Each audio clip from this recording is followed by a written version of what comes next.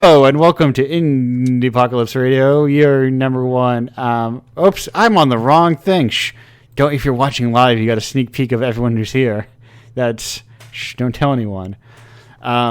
It's your number one after con hangout styles show. We're just hanging here, the home of the unmarketable, a really cool place for cool people. I think we've got some artists here today, some game developers, a trio from a single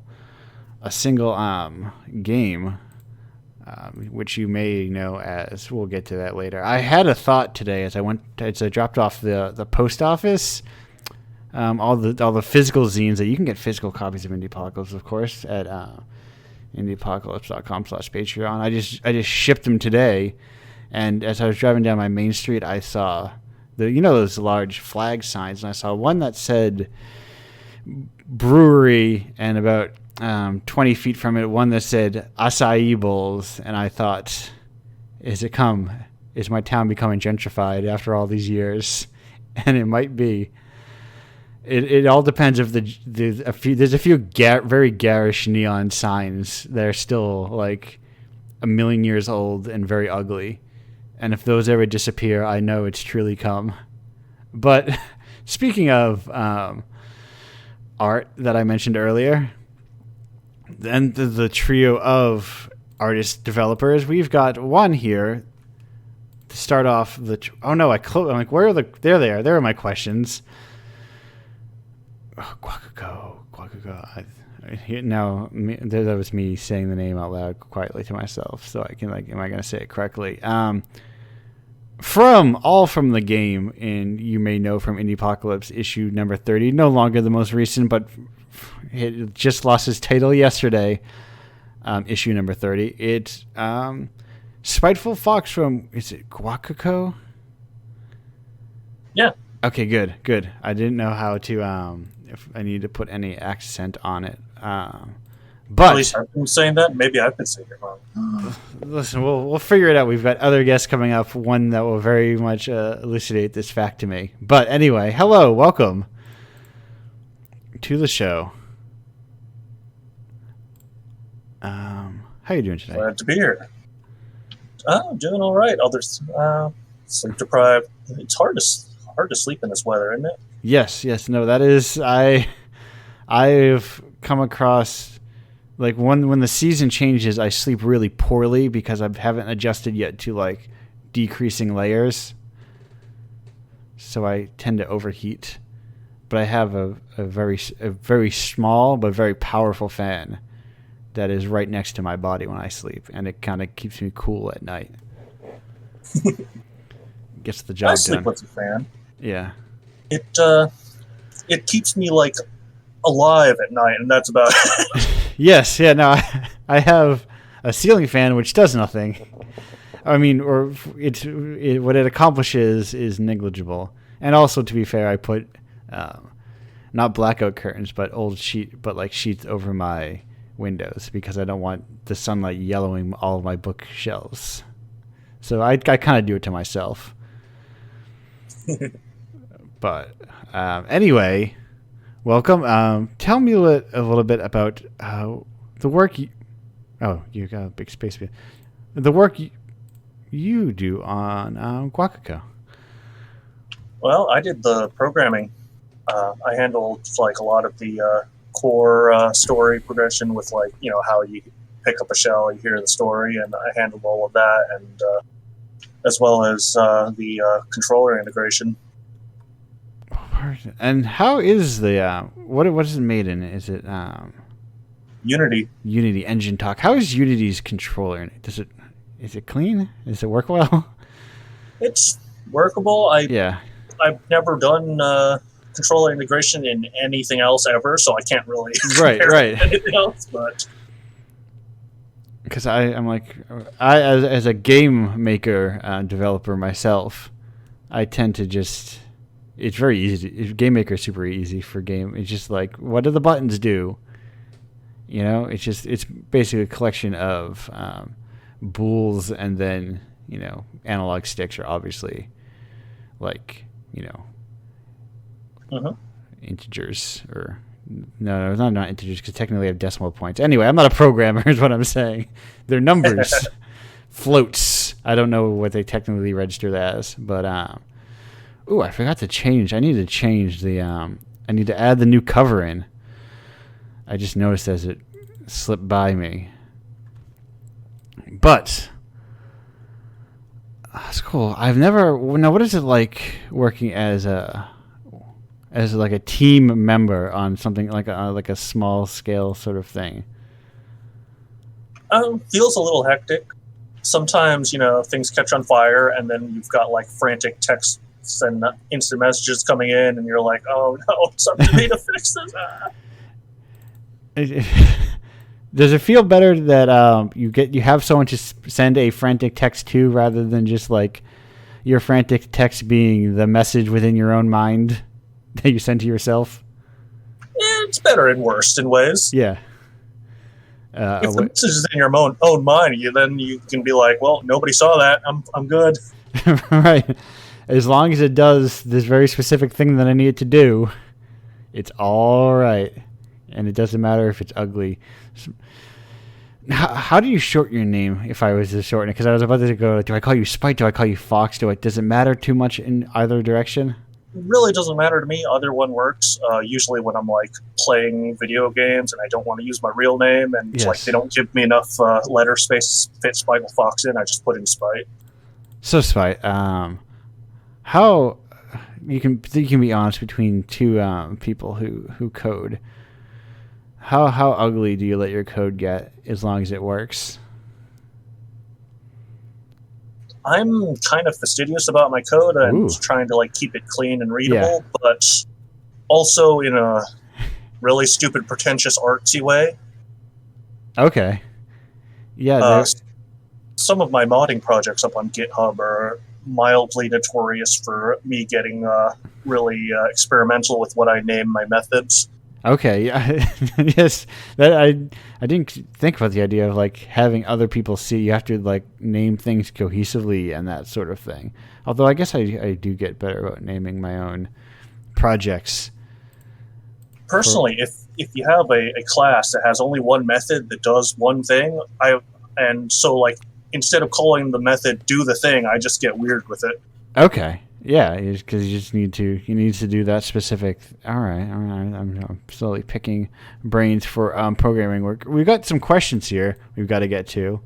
Mm-hmm. Two, both from Atlas. Let me refresh to see if we have any more questions.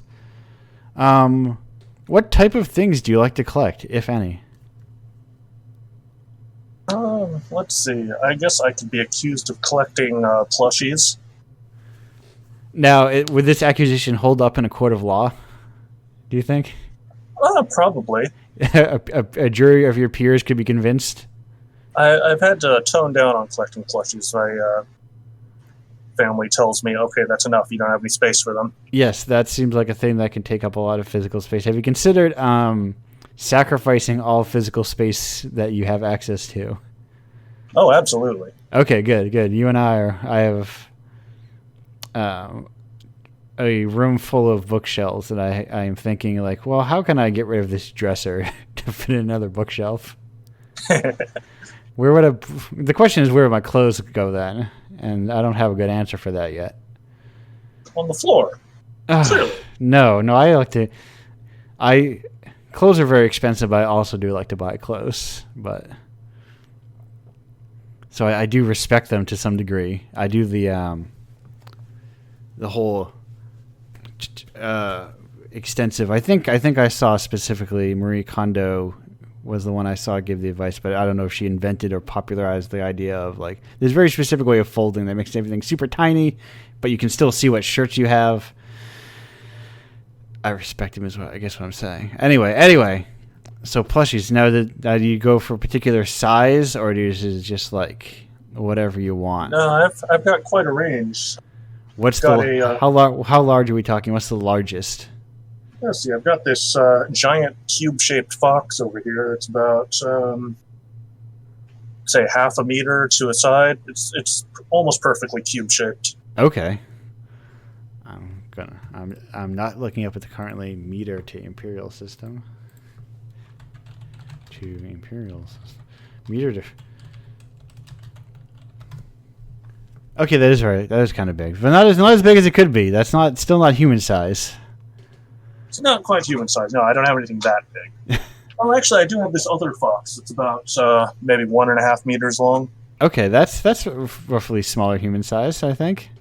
But it's like quadrupedal, so I don't think of it as like height. You know what I mean? Yes, right. How tall is a dog? You know. And do you make them stand up or not? Well, I don't make the fox stand up anyway.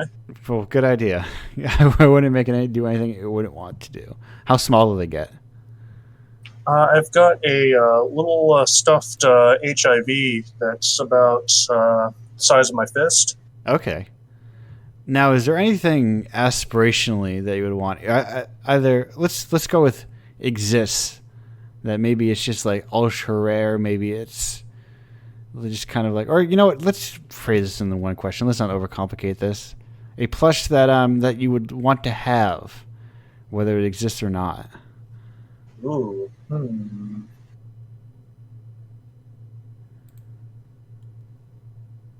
a big fan of squishables, and getting the squishable fox would be nice. Okay. So squishable, like a type? It's a brand. They make very squishy, round-shaped plushies. Okay. That sounds familiar to me now.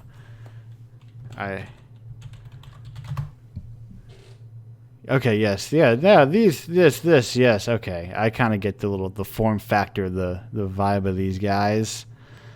All right. Yes. It's a very apt name, right? Yes. It seems like I can feel what the texture is, in my brain.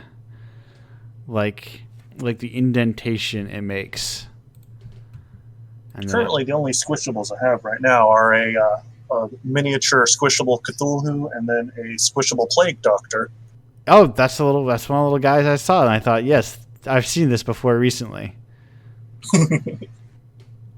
Now the second question: why do I have 8 million windows open? I need 2 of these. Okay, here we go. Also from Atlas, which is what's your favorite little creature? Favorite little creature? That's a tough one. Like, as a Pokemon fan, that is instantly a tough question. Okay. So what's your favorite little Pokemon then? To narrow it down, we'll break this into a 2-part question.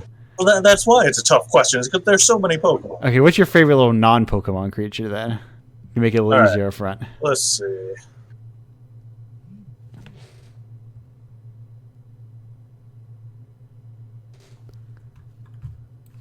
Skunks are very cute. Ooh, okay, yes. Nope, never mind. I was gonna say I saw multiple skunks recently, but not on good terms, I would say. They're the forbidden cats. Like, they're so cute looking, but also you should never pet them. No. They were bad terms for the skunks. That is, I was doing just fine, but having like a yard I've come accustomed to. I don't see any skunks in it, but we get a lot of, and they're not very little for a little while, but we get a lot of turkeys, and sometimes they're little, and I like them when they're little tiny guys. And honestly, I like them when they're huge too, to be fair. And sometimes they make a habit of it's weird because they get generations of them. They get really bold, and they'll just like hang out on our deck all day. And just kind of like chill there. And then, there was a time when they were just like actually coming up and pecking on our door. Wow. Like did you let them in? No, we've got cats. When you're cold, they're cold. Let them in. No, because I checked on one of them had a little name tag on that said, the AC's on. He has his favorite music playing. So I trusted that they were in good terms. No, they're cool little guys, but also I think rodents get a bad rap, I agree. I like them. I like possums. I like all types of squirrels. I remember growing up, people hated squirrels because they ate bird food, I guess. But did they like the birds more? I mean, like, not that I don't like birds, but yeah. I mean, one of those is like crapping all over your stuff, and the other isn't. Just saying. Right. Squirrels are cute little guys with weird hands. And they get all nervous and stuff all the time. They're all antsy. But anyway, I guess maybe it's the volume that they eat. Perhaps. But yeah, now a more difficult question. What about Pokemon little guy? No, sorry, I'm little creature. Sorry, I've adapted. First one that comes to mind is Snom. I'm gonna welcome. Hello, Snob. Is that nope? Snob. SNOM. SNO.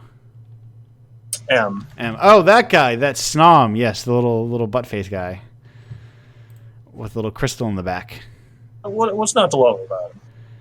Yeah, they do. There's a lot of. I'm gonna be honest. Sometimes I have mixed feelings about Pokemon designs, and only because people go, "Wow, look at this Pokemon," and then it's just like that's just a dog. They make a dog every year. It's just a dog, but it's red. Usually the starters, people like there's a real like, oh my god, look at these new stars. I'm like, they look kind of regular. Yeah. I can't wait till they turn into a hunky guy when they evolve. I'm waiting for Pokemon just to embrace full like Bara style max evolutions. Right now there was the wrestling cat from 2-3 generations ago. Yeah, he's kind of Bara-esque, I think. This is a question I think just for the general population. Let me know who's the most Bara Pokemon evolution. And there's Emboar from a few generations ago, also very Bara. Emboar. Yes. Okay, yeah, Emboar's got okay. Yes, I'm thinking. Oh, actually, it's always Firestarter that's the Bara guy now that I think. Yeah. Yeah, I guess even Charizard's kind of got a little bit going on, you know? He's not human enough to get those vibes, you know, but I would not. Anyway, on the sliding scale, I say he's closer. Anyway, we're not here to discuss the barness of various Pokemon, and maybe once again, as I talk about whenever I mention this, don't just, if you're saying what's this word they keep saying, maybe watch who's over your shoulder before you type it in. But oh no, actually, I have to actually check something. I got an email that I was like, oh, I don't have any books that this applies to. That now, like any good platform, once they are purchased or merged with somebody else, they lose all their erotica, and like Right Stuff is losing all of their erotica because Crunchyroll bought them now. And I was like, oh no. And I was like, I don't have any books that apply to that, but I realized that I bought that Fantagraphics republishing of the Gengar Tagame book, and I was like, uh-oh, wait a minute. Do I have to follow up with this new store that's taking care of that now, and to see if I need to do that? Also, don't look that up if someone's looking over your shoulder. But anyway, yeah, they do that. Everywhere does that. Like, people are just like, they're just afraid. They're afraid of the naked people, you know? Right. They're afraid of the naked body. And this is like, I didn't realize that there was a little secret dong hanging out in the image for the, how do you pronounce it? Catharsis, or sounds like Catharsis. I don't know how to pronounce the Tharkix, the newly commissioned game for this week's or this month's game. I did not see that until roughly an hour after publishing it yesterday. I was like, oh, that little guy. What are you doing there? But anyway, we're getting quite sidetracked on just rambling about. Oh, actually, it's a perfect time to get. Speaking of getting sidetracked, we're getting. We're actually approaching the end of our time here. Believe it or not. Like gasp. It breezes by, unlike the wind around the world in the There's northern. just so much time you can dedicate to Bara. Yes, if I could dedicate more time of my life to Bara, I would. Oh, also, this cover's got a big old butt on it. And the artist was like, I didn't think to check if I can have a butt. I'm like, no problem with butts here. But yeah, it's going by, breezing. Spiteful Fox, thank you for being here. Thanks for having me. Glad to have you. Any last parting shots you'd like to make before we head over to break? No shots for me. Okay. Give me actually, because you're going to be heading out. Where can people find your stuff if they're looking for your stuff? Since we usually do this at the end. Oh, my stuff can be found at spitefulfox.itch.io, or you can look me up on CurseForge, I guess. Perfect. Is that also Spiteful Fox? Yeah. Perfect. Consistent branding across all websites. The best way to live. Entirely by accident, because I've had so many usernames. Yeah, no, eventually you realize you're like, I have to stop making a million usernames, because you have to be known by a username, I guess. Anyway, I'm going to go to break now. Thank you again for being here. We'll be back soon with another guest, because that's how the show works. I know these last few times these have been real solo affairs. We're back in the swing of things for at least 1 week. Goodbye. Bye.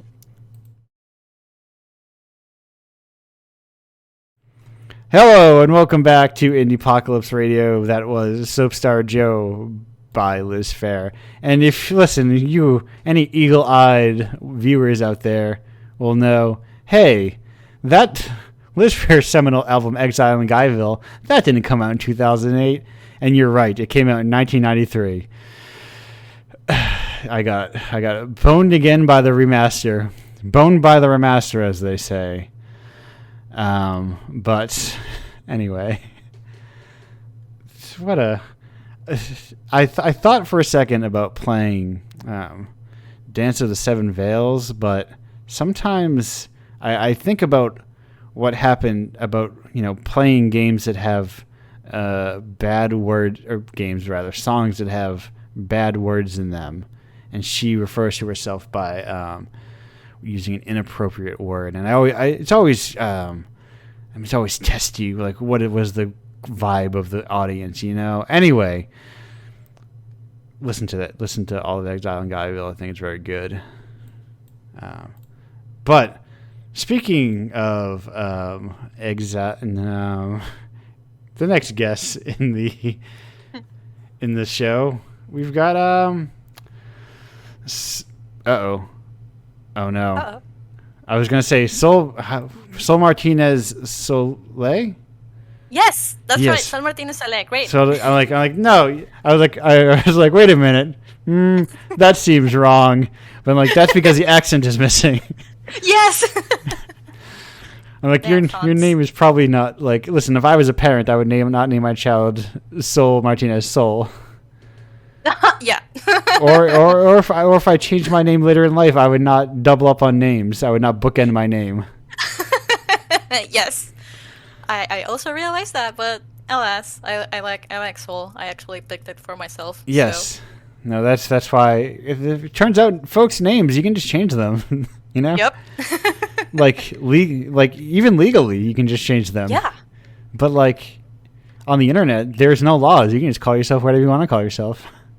Oh yeah, that's the way to go. Yeah. Like Listen. Sometimes names are obnoxious and pretentious. And Yeah.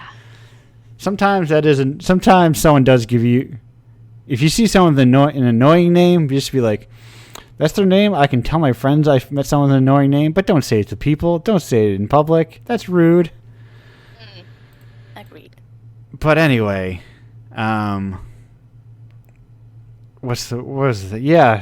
hello. You also worked on Guacaco. Yes, I did. Tell me a quick bit. thing. Yes.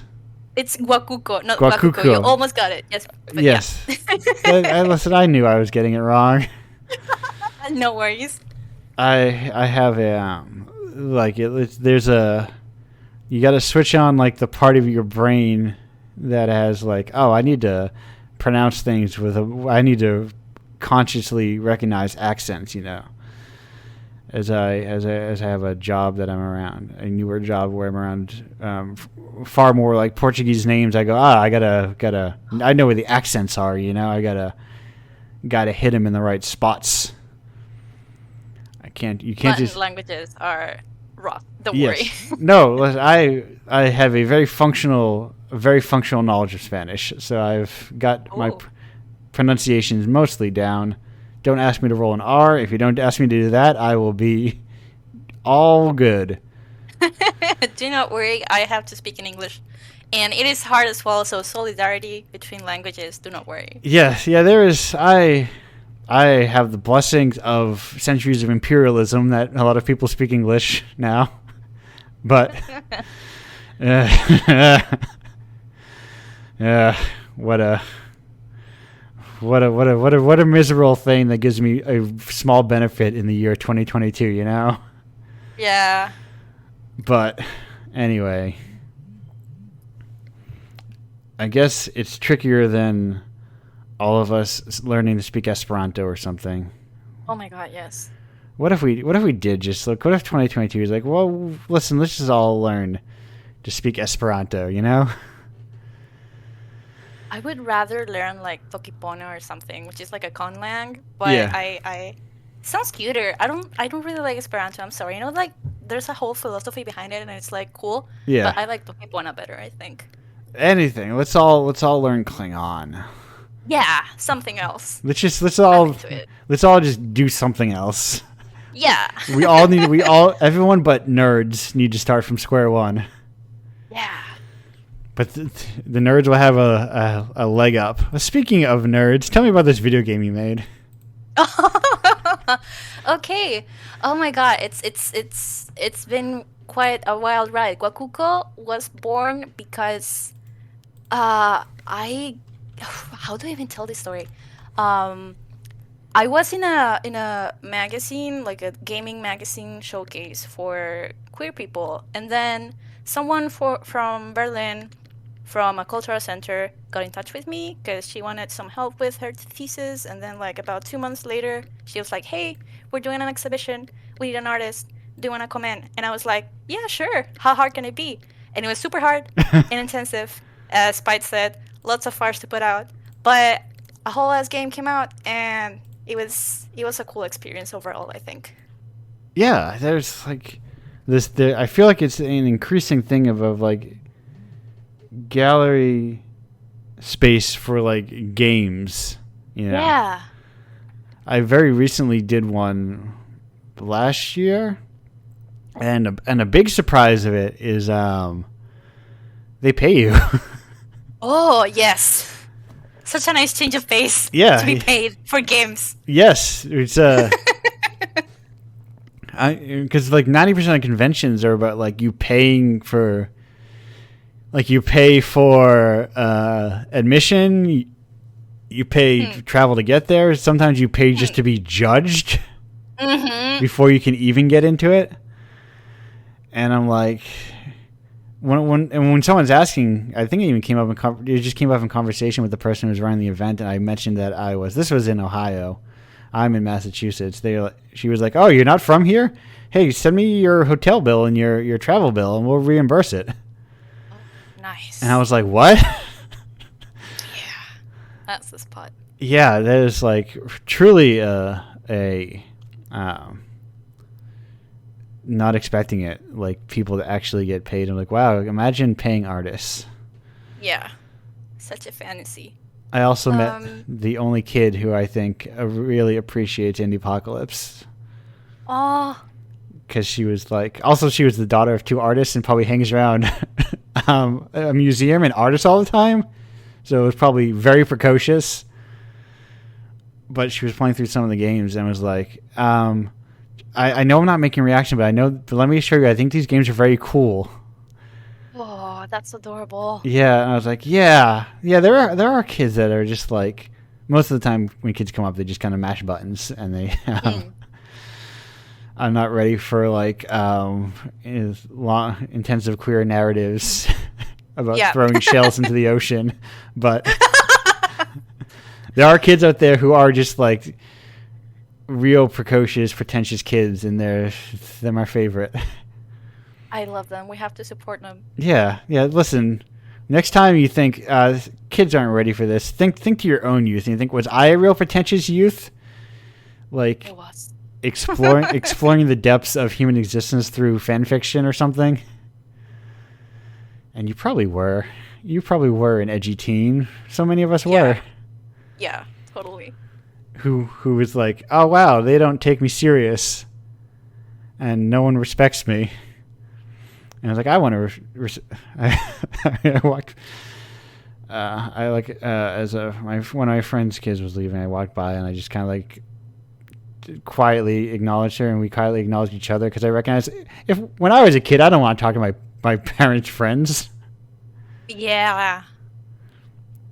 Much as like my parents' friends don't want to talk to me probably, or they probably want to talk to me as a child, and I'm very much like I tend to view people literally as like equals across all things, be it age, follower count, income level. People are just people. Yeah. We all go to dust in the end. Totally, you cannot get your followers to the afterlife, sadly. Yeah. We're all barreling towards the same endpoint, Yeah. And all the shit we made up ourselves. But anyway, speaking of things we made up, tell me a little bit about this game. Like what the game itself is about. I guess I would like to highlight that making the game, like, other than being stressed about like the whole game making process, even if I was stressed, it was a nice experience and a nice change of pace because before Wakuko, I was working in a studio for 4 years, and just like any commercial release, it was hell, lots of crunch, lots of deadlines missed, and just like lots of stress to be successful. And the space that I was given to make Wakuko was so relaxed. Like, I came in about like in August or something, and I didn't actually start developing Wakuko until like September, October, because they were making workshops to like empower ourselves, because like we were multiple artists working on our own projects. Yeah. And yeah, we had like safety workshops, just like empowerment workshops, and several feedback sessions to really nail down what we wanted to do. So it was a very cool experience to like make my game in like sort of like a safe space. I don't really like that word, but just like it was very comfortable to do it and actually like delve into the darker topics in my game. So that was cool. And another cool thing is that I didn't just make the game, I also collaborated with like a physical installation artist, because like each of us had like a little room and we had to make like thematic installations related to the game. So I actually kind of built up a beach, and like people could just come and gather some paper seashells to write down their figures and then throw them into like a little pool of water. It was dreamy. It was super crazy. It was great. No, that sounds very exceptionally cool. Do you have pictures of that? Did you? Yeah. I want to see them at some point. Totally. Let me go to my art station and I'll link it to you. Yeah, link it to me, and I can that way I can just kind of also throw them up on the stream, because that sounds very cool. I've thought about like how I can adapt Indiepocalypse, like the gallery space kind of thing.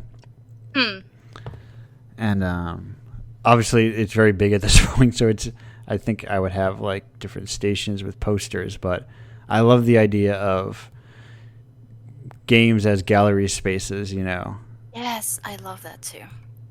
As like, recreating the ideas of the games within the space and creating like, art is art, Games are art. Yeah, we should experiment more and make them interact with each other. Yeah, they're just like it's just another art form, and art can be just like intensely oblique. Yes. And kind of difficult to grapple with, and have like you can bleed ideas over to physical spaces, not just all big vertical stand-up banners with characters and Steam logos on the bottom or whatever. Sometimes it can be a beach. Yeah. Okay, there you are. Yes, of course, Discord. I always want to go to different things. Don't I listen? I'm not some fool who's like, when people are like, "Oh, hey, I'm from Steam. Give me your password, please, so we can give you Steam dollars." I'm not an idiot. Yeah. I know those aren't real, but I trust links generally. Oh, that's a very big image. Oh, yeah, But you gotta scroll down a little bit to see the actual installation. oh no Sorry. no no! I already have the installation, but it's just a very big Okay. image on stream. I just had to shrink it down a little. Yeah, this is. I want. Whoop, there we go. It should be up to where we're talking now. That's cool. Thank you for putting it up. I it was kind of hectic because like I was only in Berlin for like 3 days or so, and like the first 2 days was just me like working on the installation with the artist, just like sweeping the sand and looking for stuff to put on and cutting the paper seashells. Yeah. And like kind of making the video because like the image you can see in the corner of the wall. I found some old pictures of the last days I was in Venezuela. Pictures and like videos and whatnot of the roads I used to take and whatnot. And I thought it would be like a nice way to contrast the game because like the game has like negative memories that I have to like get rid of. So Yeah. I wanted to mirror that, and like instead of negative memories, they were like nice memories. And like I think it came out cool. Yes. No. I really. It does look very cool, and it gets me. Just seeing these kinds of things gets me real excited about like stuff you could do. Stuff if I had more money, of course. But yeah, I just like games as art, and yes, no. Aside from deferring to the chat for a moment, I think Amaze is like the only, I would say, art event for games. The only like, maybe there's like some small ones here and there, but Amaze is generally speaking, I think the only like indie art, the only one that doesn't feel like 80 to 90% commercial. You know, I'd love to go to Amaze. everything else feels like primarily a commercial event, aside from the aforementioned Comics X Games. And I think a lot of that is being like plunked right down the middle of TCAF, which is a very indie comics show. So it kind of like, you don't have space for huge banners and like what's it called? You know, like video game shit. For lack of a better word. Like commerce and like, oh yeah, I love to play these games, and like it's more holistically viewing the things as an art, and it's also like a way different crowd because it's people there for like indie comics, so they're more of like a indie crowd already. Because even if you did your best, like if you set this up at Gamescom, you know. Oh my god, that would be so funny. Artistic installations in Gamescom. Yeah, like Sight to behold. even if like a lot of people did it, it's still like the kind of crowd that Gamescom is bringing is not gonna meet you there, you know. Yeah. So, but yeah, I've there, and then there's probably a lot of like small ones around the world as well. But I'm what's going to apply to be a curator for my local indie game show. For a second, I thought hopefully they'll accept me. It's just so I can just like, because I've applied to it as a showcase submission in the past, and I just don't like the kind of feedback, you know. It's very like commercial feedback, you know, and I want to see if I can't sneak some real sicko stuff in there, you know. Oh hell yeah. Or That's cool. or just give people feedback that they'll hate. Because they'll be like, oh, but I made a video game. I did all the things right. It has a gameplay loop. I'm like, this is boring. Why did you make this? It doesn't do anything. I've heard MagFest really likes indies. Like, it's a really good for indies, but I don't know the general vibe of the show. You know, I've never attended MagFest before. I've been rejected every time. Man.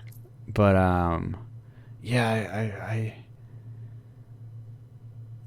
I played a game recently. We'll call it a a sort of time limited 1-bit recent indie game, and I was like, there's technically it's got everything, but like there's nothing there. It has no soul. It has no like it just feels like somebody technically. The thing I'm going to write, because I've been writing like on co-host about my stuff, about games I'm playing recently, and my line that I want to put is, it feels like I trained an AI on Indie Game the movie for a month, and this is the game it made. But anyway, so we've got some questions for you. Ooh. We've got wait, the most important question before I get to the other questions. How did you hear about Indiepocalypse? Oh.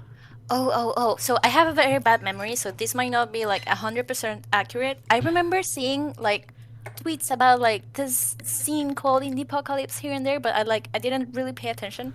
Yes. Cause I barely pay attention to Twitter. Sorry. Listen, that's a common narrative I hear. So many things happening at once. A lot of people. I saw it a lot, but I didn't do anything about it.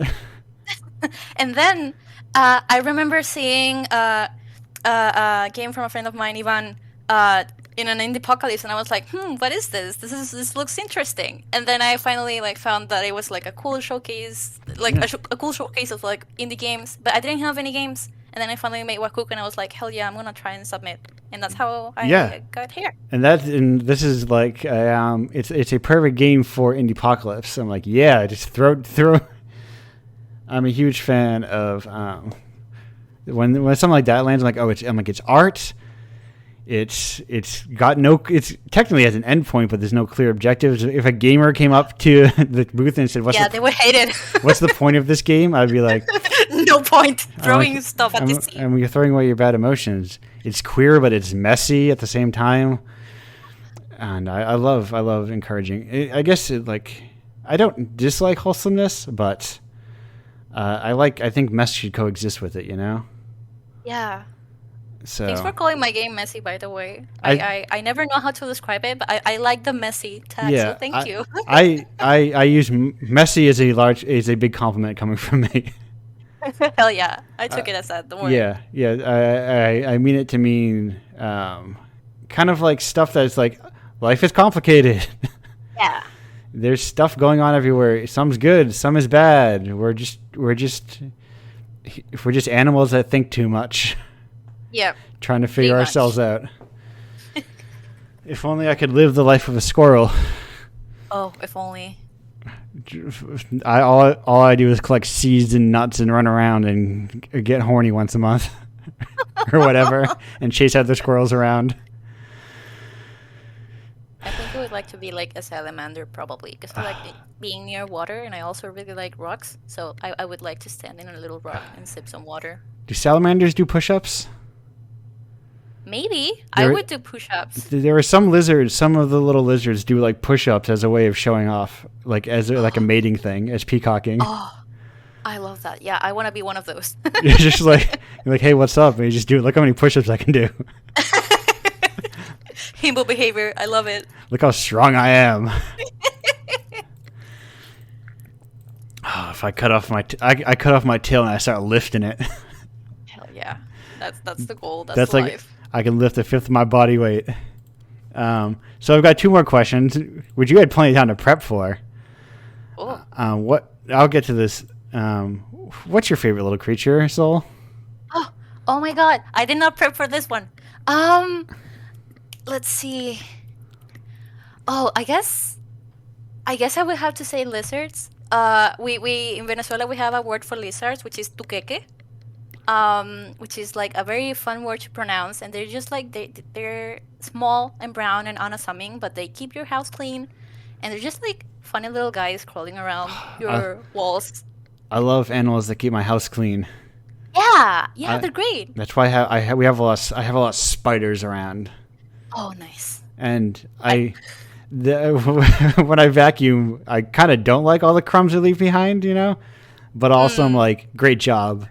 Because these are other bugs that I don't like. Oh yeah, fucking bugs. But second little question: what type of things do you like to collect, if any?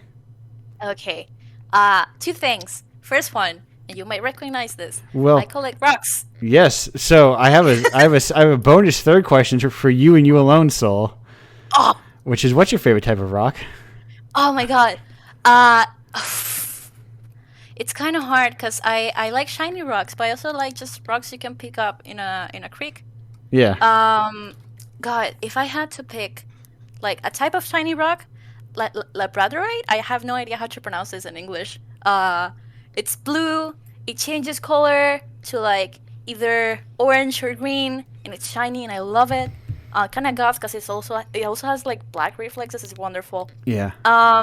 And as for like normal rocks, my favorite, most recent rock is one that my partner gave me. We were not a national park, but just like a natural reserve by the river. Yeah. And he gave me this little round, dark rock that had some like white details, and one of the details was like almost perfectly square. And I just fucking love that rock. I take it with me everywhere. So yeah, labradorite and that one rock with the square detail. Yes. Yeah. No, I'm a big fan of just unclassified rocks. Yeah, because they tell like a story. You know, like they're not that easy to sell, but like if you get that like nondescript rock, there's a story behind it always. Yes. Truly, we're just animals running around collecting the things that we find. Yeah. Because we like the way they look. That is, and I assume that is the type of thing you like to collect. Yes. Perfect. And the other thing is plushies as well. I like big round plushies. Okay. I don't have many, but I have like 2 Kirby plushies of different sizes, and then like a Junimo from like Stardew Valley, the apple shaped critters. Okay. And it's also huge and green, and I love it. Those are the 2 things I collect. Well, perfect. And you know what? Would you believe it, Sol? I was rushing to get to those questions because we're at the end of our time here. Wonderful. We made it. It goes so fast. You never believe it. But I assume you will stick around. You will be back for a later segment, our group hang. Yes. Hell yeah. But in the meantime, thank you so much for being here, for submitting gaming and all this stuff, you know? Thank you for having me. This was great. We'll be back in... I got a lot of people messaging me all over. I got a very surprising message that is going to be for the break zone, not for the live chat. But we'll be back in like a minute 24. Goodbye for now.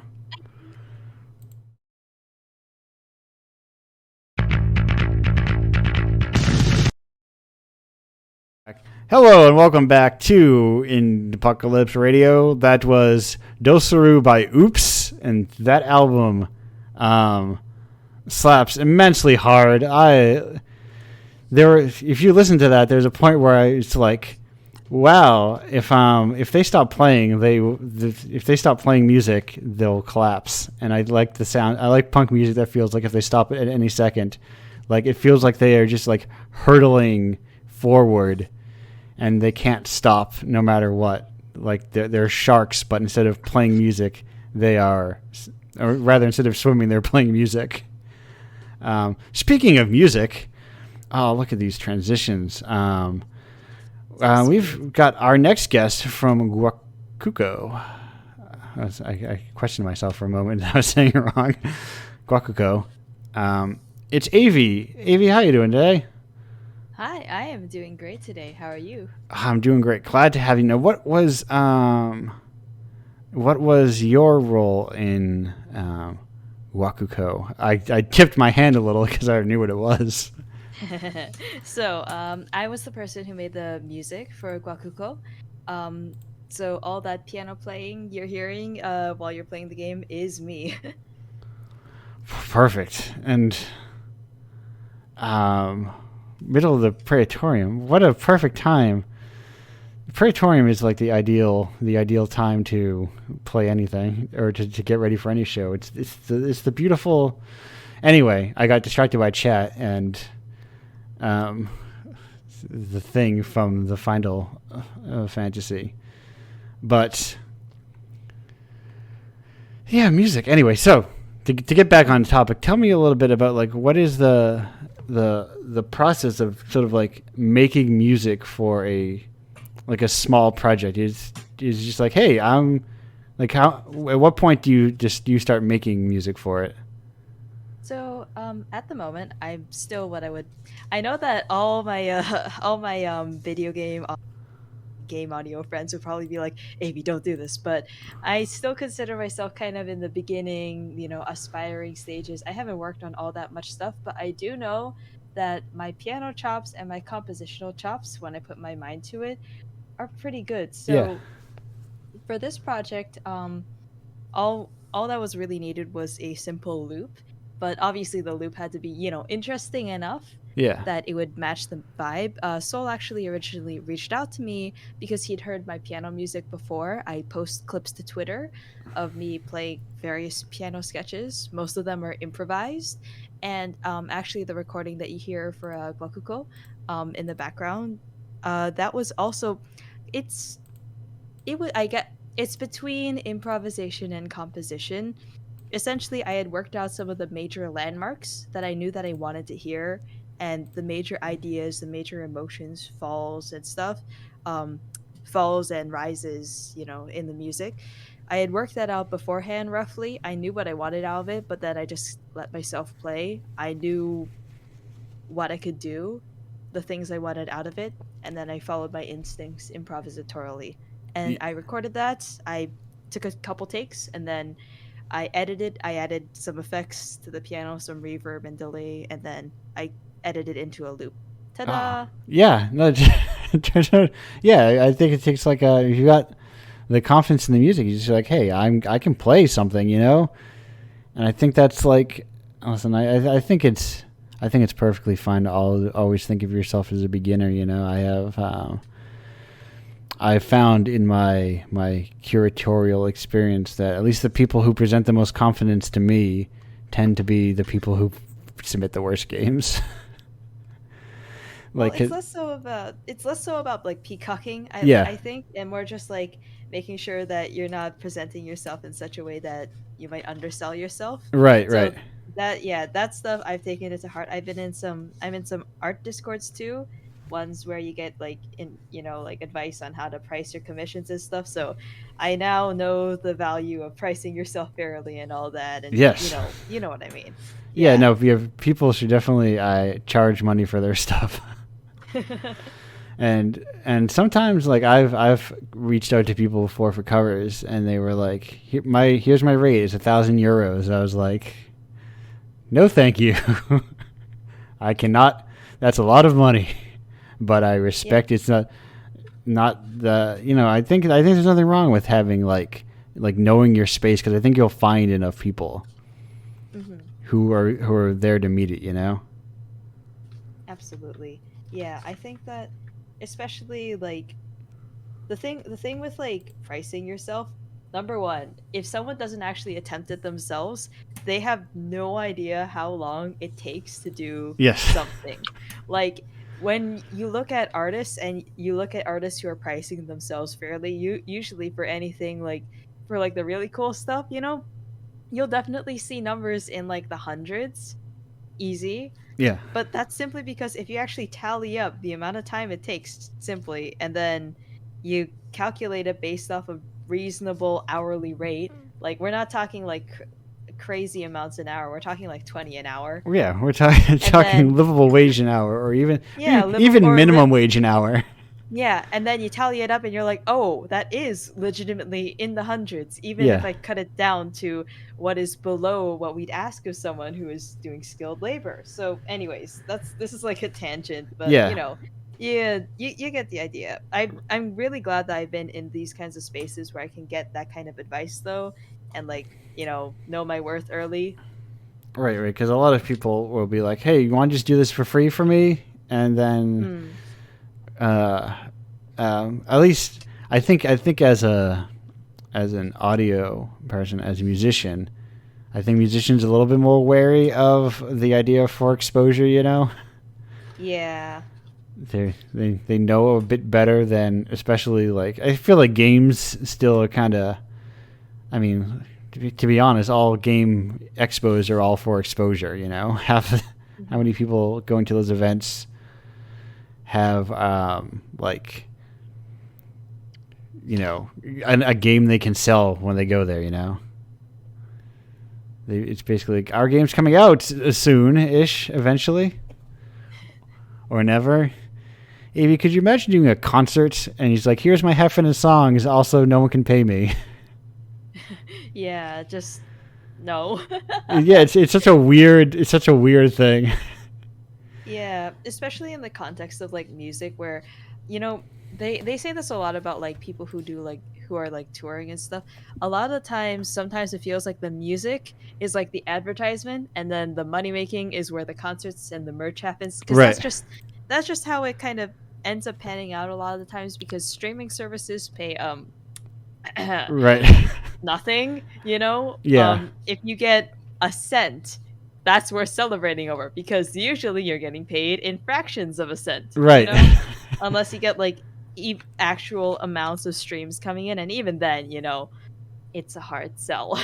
Right. Yeah, it's and like even before streaming, there was like, intensely predatory record deals that meant you basically made no money off of CDs or whatever. Exactly. Like, and now even the CDs, even those CDs are being seen as, oh wow, actual merch that I could sell to people. Yeah. Hallelujah! I can make more than a fraction of a cent. Right. Which, the reemergence of tape. At the same time, though, imagine the world without music. That would suck pretty No, hard. listen, you're talking to someone who half of this show is a pirate radio show. I love playing music. Although I should acknowledge up front that every song you hear on Indiepocalypse Radio has been purchased on Bandcamp.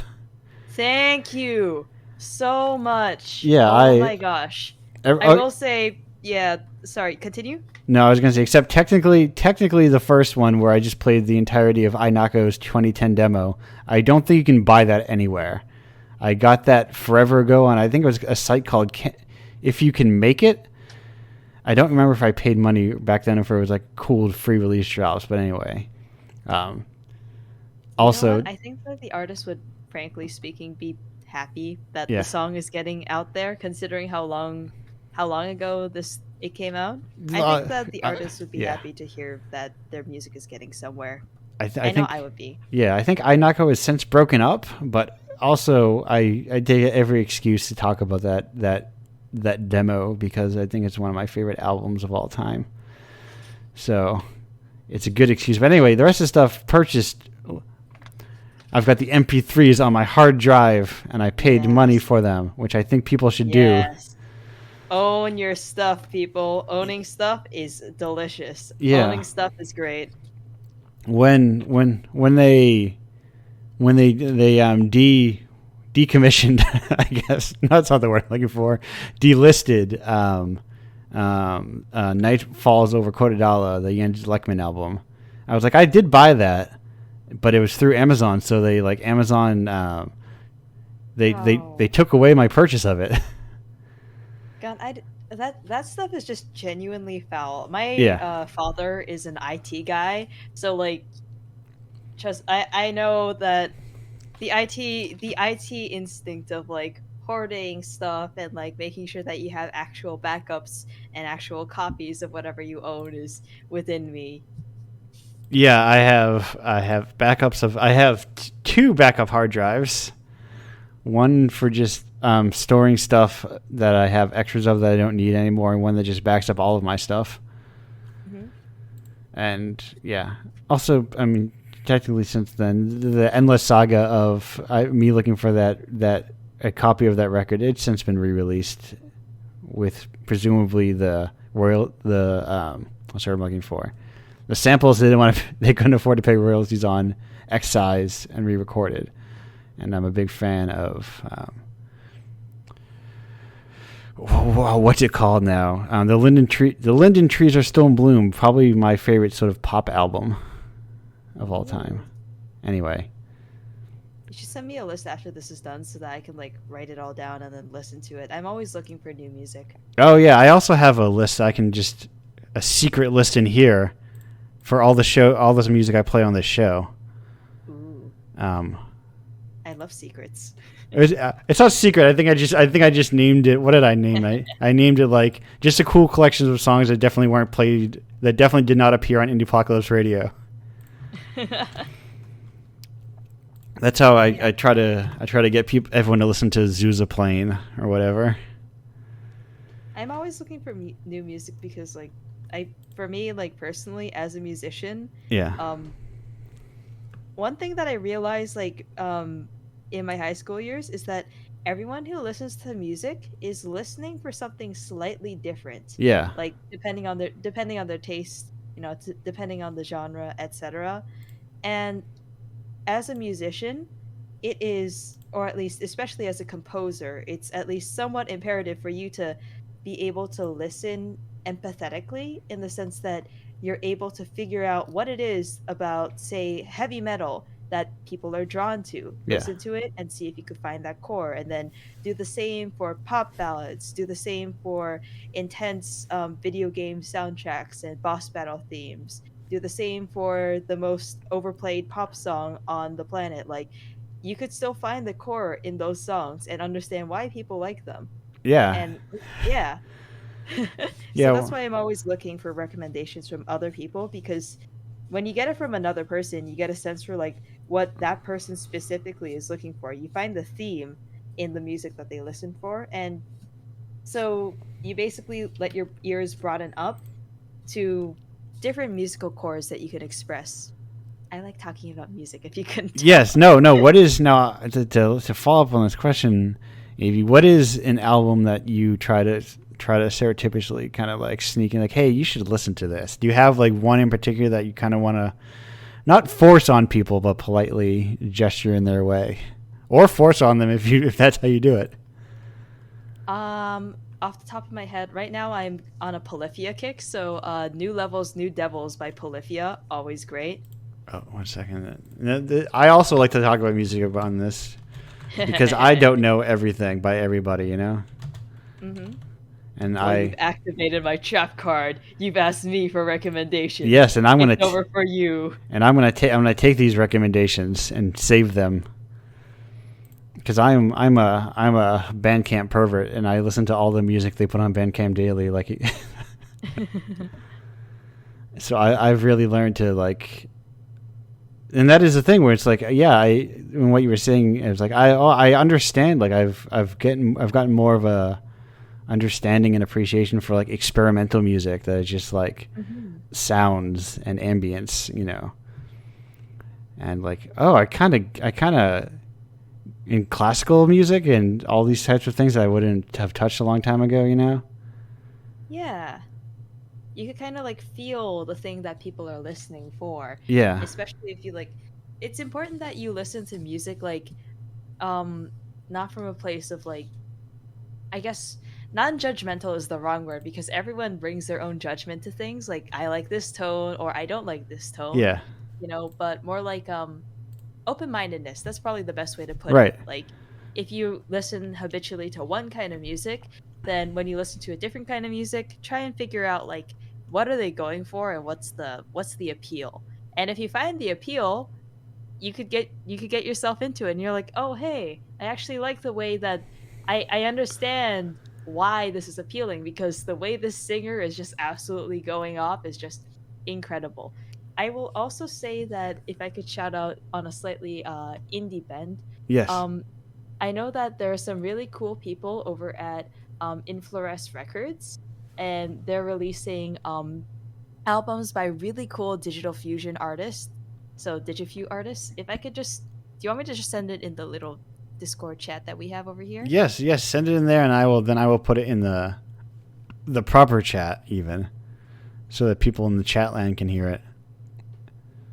All right, there it is. Unfortunately, I'm not logged into Twitch, and I forgot my password. So I'm logged in, and I can do that. I'm getting close to being like, I'm not at the level of diving through records, you know, yet. Or not records, record labels. But I'm getting very close to that, to being just like skating across different record labels and seeing what they're into. But I'll just save some of these for later. Yeah. Floral Folklore and Roots are really, really good, and I haven't gotten around to listening to Tiger and Water yet, but I know it's going to be fantastic. Um, but yeah, music. Yeah, music is very good. I like it. I'm a big. I highly recommend this the collections of notes and tones that we collect in the melodies, and sometimes put words on top of. I And love my wiggly air. yeah, I love yes, I love these vibrations that enter my ears. Yeah. Also, I love like samplers. Mm-hmm. Like record label samplers. I think are just like a great way to be like, I don't know if I like digital fusion. I don't know if I like ska. I don't know if I like Southeast Asian punk rock music. But they have samplers for all those things. Usually, a good indie label will have a sampler. I would say You of know, like a bunch of different artists. About Southeast Asian punk rock. Apparently, I had a lecture that I attended in university. At one point, they had mentioned in the course that there was this tradition of I believe it was heavy metal music. Basically, tapes of heavy metal music would get passed around the world, like the whole, like from like some dingy bar in like Berlin, getting all the way to like Jakarta, Indonesia, and people would essentially mail these tapes around, and it would create these whole like subcultures of like various different kinds of heavy metal, death metal, that kind of stuff, in places that you absolutely would not expect to find it in. And I just think that that's exceptionally fascinating. I like the male aspect of it the most, like, Yeah. this physical media literally being passed around before the age of the internet. I think that there's something just really compelling about the analog nature of it. Um, it makes the collaboration feel even more magical. Right. It's and it's how like a scene can sort of like develop. Yeah. It's how I have like I've played on this show before like Filipino shoegaze music. Yeah. Or what I'm trying to find the exact or like Bolivian goth rock. Like it just kind of like all of these people all over the world is like. It's also like when people say, "Oh, why don't they make such and such style of music anymore?" As they always have. Maybe you're looking in the wrong country. Maybe you're looking in like the wrong places. But if you're looking for any kind of music, they've always someone somewhere is making it right now. And a lot of times, listen, if they don't speak English, you can still get the vibes a lot of the times. Yeah. I've found when you were mentioning like I've found some of the disconnect between some people of like they'd be like who like, oh, I don't listen too much to lyrics, tend to dislike some of the music that I like the most for its lyrical content. So there's like sometimes like, oh, I want to sit and listen to what this song is saying, and see why people like it. Yeah, for a long time, the way I listened to music, I was a bit more of an instrumental purist when I was in like my early teens. Oh yes, Um, I love. There's nothing purer and more amazing than what each person's early teen musical purity. oh gosh. But no, it wasn't like out of much snobbery. I Yeah, just felt that a lot of the most of the lyrical music that I heard, I felt didn't match with the tone or the emotion or a variety of other things that was running underneath it. And so that's kind of what put me off, like how sometimes people would not match like lyric to tone or instrumentation, or like it just felt like there was a song and then there were the lyrics for yeah, a lot of things. But gradually, I've actually this year I branched out into way more songwriting than I ever thought I'd do in my life. Mostly because for most of my life I wasn't even that great of a singer. But now I'm slowly drafting songs. I have two of hopefully 4 songs drafted that I want to release as an EP at some point. Yeah. And yeah, I found that lyric writing is actually it actually comes far more naturally to me than I ever anticipated, and it's also fun. I Right. like putting words together in fun sequences and I like symbolism and I like imagery.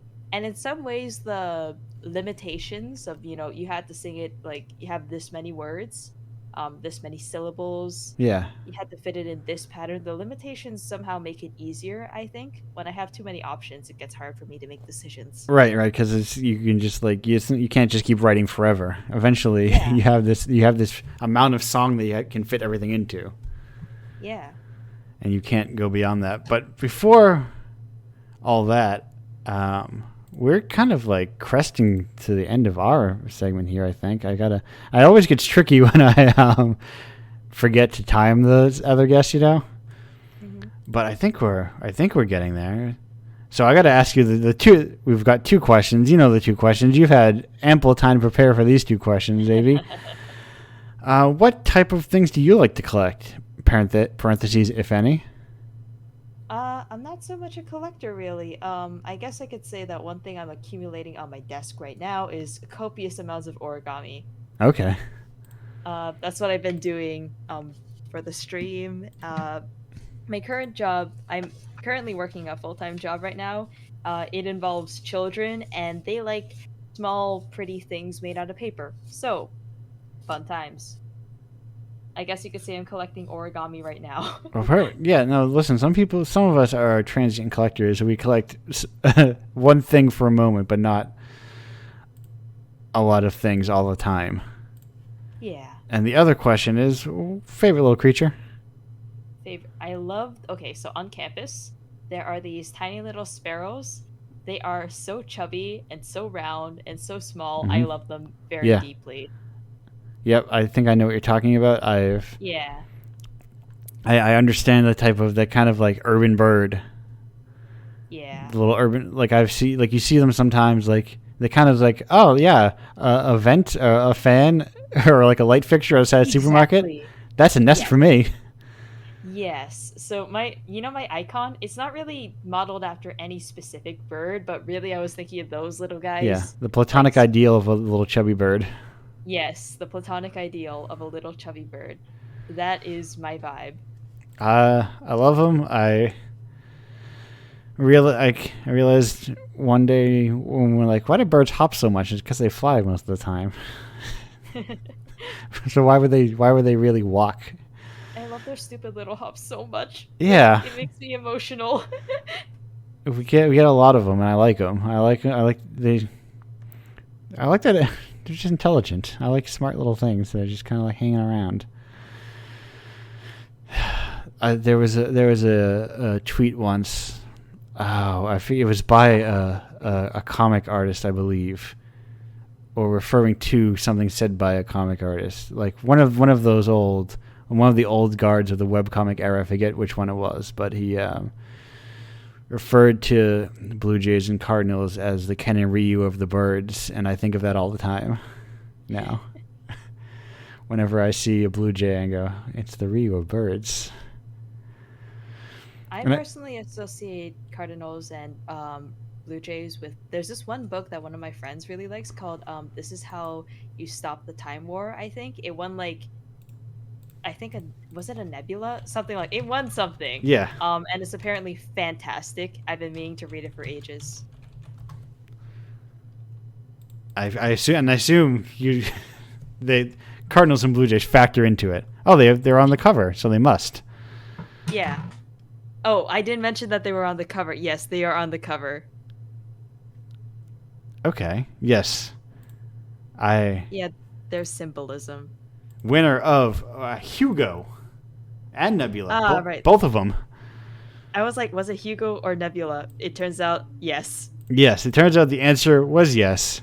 And it Yes. turns out, Avi, that we're at the end of our time here. Well, you'll be back very soon because you're the last guest, which means you come right back at the end of, where's the time of this song? Oh, this song is only, it's like a minute 43. I've been getting shorter lately. I try to cap out at like 3:30. I remember when I was a kid and I learned that songs should be over 3.5 minutes long, and my mind was blown.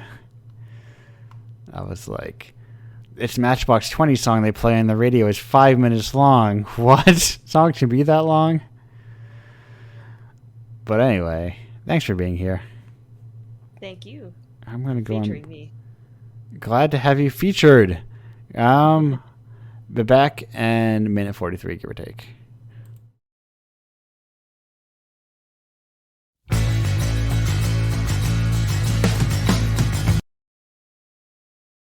Welcome back to Indiepocalypse Radio. That was choked out by the Mountain Goats, and my continuation of just like powering through their backlog and playing songs by them because I'm a big fan of that band. My pre that album in particular, my pre Indiepocalypse, the project that made me go, this sucks. I don't want to make video games that are super long. Was a wrestling game inspired largely, I think, by that album, Beat the Champ. Because I do not watch professional wrestling. I don't actually care to, but I like the idea of it a lot. I like the idea of this like carnival theater, which is kind of what it is. Yeah. And it's super cool. I like the people have these kind of over-the-top personalities. People are like kind of actors. I mean, they're actors. Yes, they're actors, but like from a very like non-traditional route. They approach the acting world. You know, it's somewhere between like community theater and it's just very cool. I think it's very cool conceptually. It's so weird that it is like such a huge thing. But who knows? Theater of the squares, they say, I guess. Oh, theater. No, wait. Theater of this. Anyway, what's the thing they call that wrestling ring? Oh, the squared circle, right? Theater of the squared round. That's what I'm looking for. Anyway, everyone's back here hanging out. This is a party session where everyone can talk to each other as well. I guess everyone also could have talked to each other, but it's less obvious that you want to pipe in when you're not all sitting in a room together, you know? Yeah. This is actually very funny because I think this is the first time that I am talking to Avi. Because we only communicated through text while we were developing Wakuku, so it's like, wow, can't believe they have a voice.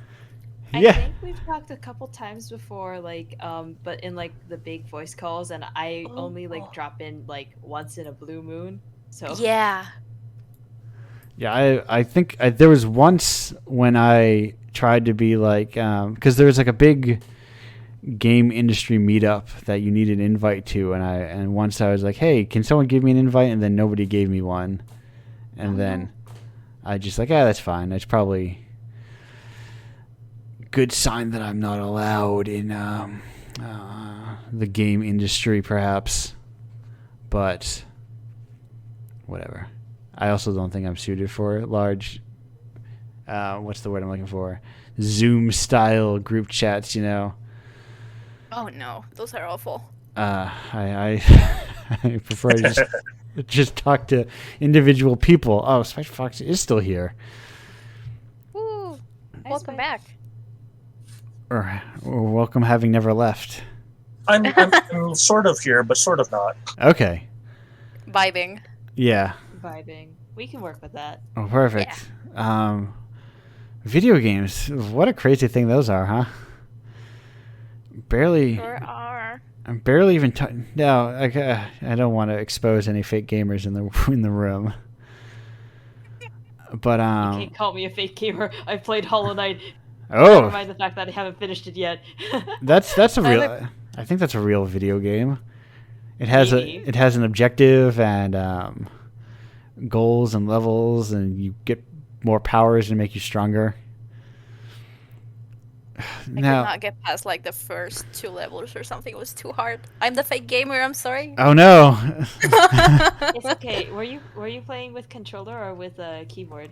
With controller, actually. With controller. Okay. I do know that like the jump, like especially the fall physics can be kind of difficult for people to like get their head around. Um so that might be part of the thing. Especially if you don't like if I actually fell into Hollow Knight lore first. Because my friends were all playing it, and I watched one of my friends stream literally the final battle because I didn't care at the moment because I thought that I'm never gonna get this game. Saw the final battle, no spoilers, but it intrigued me. So then I looked into it, I read all the lore, and then with my first paycheck, I bought the game. Oh, So that's so cool. yeah, I like Hollow Knight. The world is very cool. Yeah, I Yeah, feel. that's. Oh. Go ahead. No. The other rule of Indiepocalypse, if Andrew's talking, just talk over him. I was just gonna say that I really wanted to play Hollow Knight because of the lore and the art. It was really intriguing to me as a goth person. But I'm so bad at platforming and like not roguelike but like Souls-like games. So like it just combines the two kryptonites for me. Yeah. So I cannot play it. I feel like people have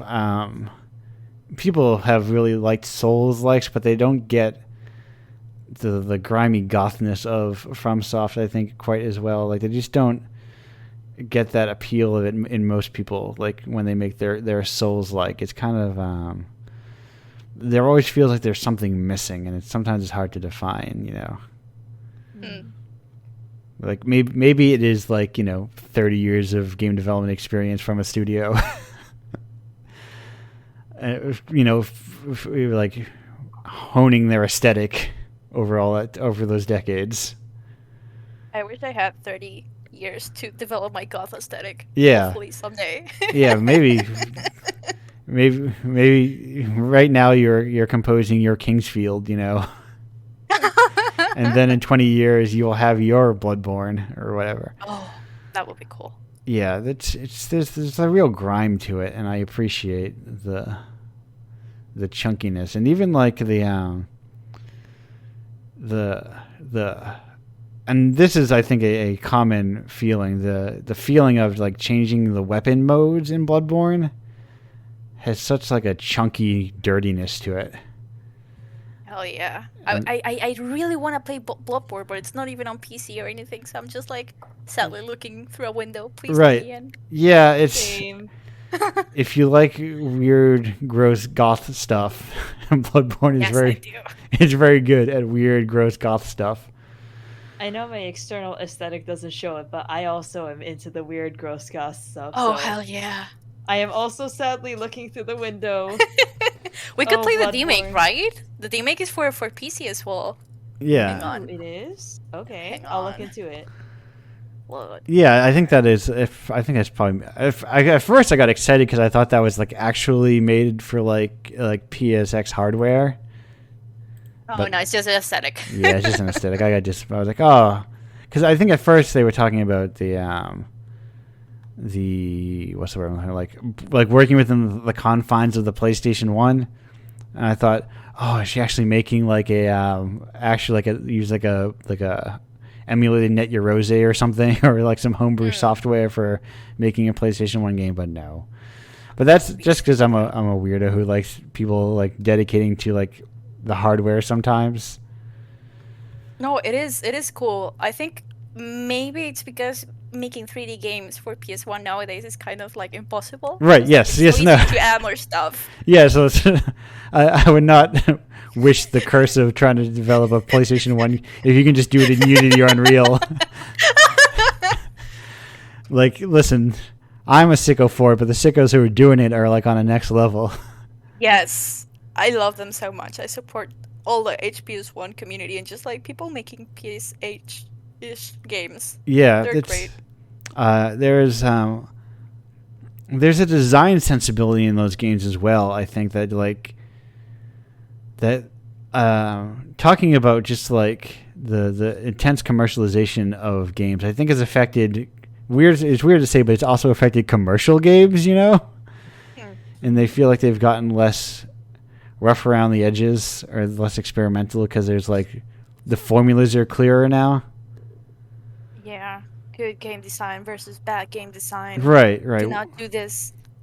Yeah, there's less people making like weird stuff that doesn't make sense, but like, so now you've got people doing like, I played a game for like 40 minutes before I got bored of it that was like, we're a Dark Souls game, and it's like our controls are on the triggers, and like that's a very FromSoft thing to do. There's no reason why a sensible person would have attack buttons on the triggers, you know. Yeah. But now you've got people copying these designs, and they're not really thinking about why they're copying them. I feel like they're just like doing that because that's what Souls does. And you're just. I feel like there's an art behind the jank, like the jankiness of all games and like all control mappings. Like one of the persons in the chat, rather, we try to make games now and then. Yeah. They've always failed because like I never finish my stuff. I am so sorry. But it is hard. We think of PS1 and like older games as something super easy to replicate, and like because it was like primitive or whatnot, but it's actually super complex to not only emulate it but like do it well. Right. So yeah. Right, and even to just like look at the design elements of like how they made the game, or like what the game plays like. Yeah. Like I recently, for a long time, I had a time where I was thinking, and I talked about this last week as well, where I was thinking about, because so many games are cover games, or so many shooters are cover based now. I thought like, oh, well, what does it look like? What were we like before we had cover in third person shooters? And then I played Control, and I'm like, oh right, that's what it was like, you know. You can Another game I could not finish. It's just a different design. They just design games differently around that kind of thing, and I think people lock themselves too strictly into like worrying about what is the proper way to make a game, you know. And there's too much like adherence to like trends, you know. Whether that's I'm making my Souls like Metroidvania that has a lot of dark elements and a lot of proper noun lore and everything, or I'm making my cute game where you trade sticks to animals for other sticks. I actually love those, but yeah, I do agree though. I love Metroid. I love a good Metroidvania, you know. Yeah. I played what's it called? I played that Lodos War game, Deedlit Labyrinth or whatever it's called, and that game is just Symphony of the Night basically. It's just basically. I've not played Metroidvania, so I'm so sorry. I'm the fake gamer. No, that is. I don't. Here's the secret: is I don't think there's actually like a. I think like the gaming canon is like so it barely exists, you know. I'm trying to wonder what it is, because people have asked like, what is the Citizen Kane of video games, which I think is like a very amateurish question, because it doesn't ask the important questions, which is like, I think about like, what is the Phantom of the Paradise of video games? I have no idea. What, do you have no idea what the answer to that question is, or what the movie is? Both, actually. Oh my gosh. Okay, so do yourself a treat at some point and watch Phantom of the Paradise. Yeah, I love movies. It's such a I think it deeply inspired. If you're Daft Punk, I think met at that movie, or both loved that movie immensely, and it's like inspired their whole aesthetic. And I think interesting. I think Del Toro was also like, I love this movie. It exists within like this kind of era of films where the people were making like weird stuff on like some kind of budget, you know. But like it's B movie isn't right.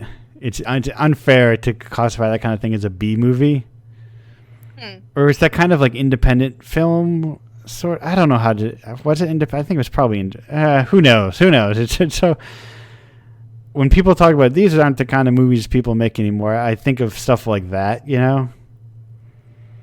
Yeah. Where. I god, how physical. I'm like looking at screenshots of the movie and like the sets look so. I miss physicals. I don't want to be like No. a film snob, but I miss physical effects and just like weird fucking sets and like stupid costumes. Just like break immersion, please. I miss it so much.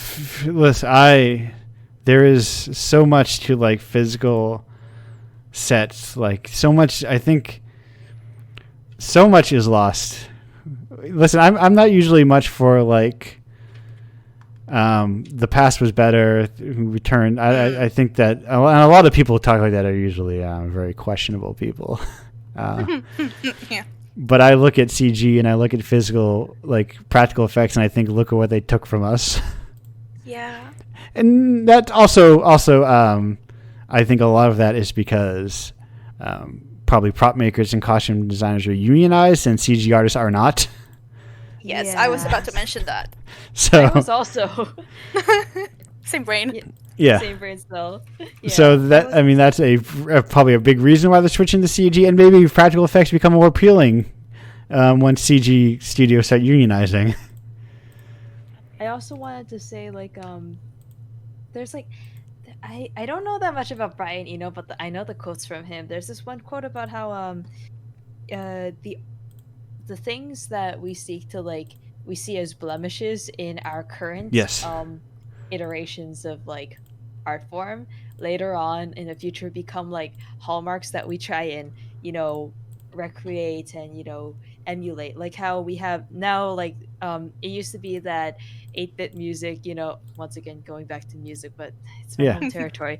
Once again stuff like 8-bit music, the limitations of it were so obvious, and like everyone was trying to get like their digital instruments to sound more realistic, more true, and now we're actually emulating those sounds in order to bring back a certain kind of aesthetic that was associated with them. Yeah. Because now chiptune is just eternally associated with video games, so for a certain kind of style, especially if you have like a pixel art game, immediately that musician is going to be reaching for the chiptune, because hearing like realistic orchestral music to a game that's shown in pixels Yeah. doesn't quite feel right. I Right. mean, you could still do it, you could still pull it off, but like there's that kind of the past and the artifacts that come with it, they become cultural landmarks, cultural signifiers, and I think that's super cool, actually. Yeah. How much how many indie albums can you find nowadays that have like still have like a weird tape hiss, or that kind of just sort of like I love to hear like the sound of someone moving their fingers along the strings of a guitar, Oh my god, yes, Yeah. the sound of like piano keys just like hitting the bottom, or people like breathing between words. That's beautiful. I love Yeah. People I think get drawn to imperfections it. because you feel that you connect with the humanity in it. Mm-hmm. Yeah. Actually, whenever I'm like recording music and I'm using like digital instruments, I'm always going to record the part on my piano, even if I'm not actually playing a piano part, because my piano is actually a keyboard, so it can do that. Yeah. And I'm always making sure that I'm recording the data from me actually playing it real time, so it gets the little bits that aren't fully perfectly synced up with the beat, and all the little variations in the what's the word, how loud it is. Yeah. That's the easiest way. Yeah, all the little variations in that, because then it sounds way better that way. If you have it all perfect, then it just sounds so unnatural, and it's jarring, honestly, to hear. Yeah, right. The kind of like very like clean. When something feels too clean, you lose the feeling that like, oh, maybe a person made this, or you don't feel like anyone's touching it. Yeah. You don't see like the little imperfections or the little touches that like, oh no, this is something that this person specifically made.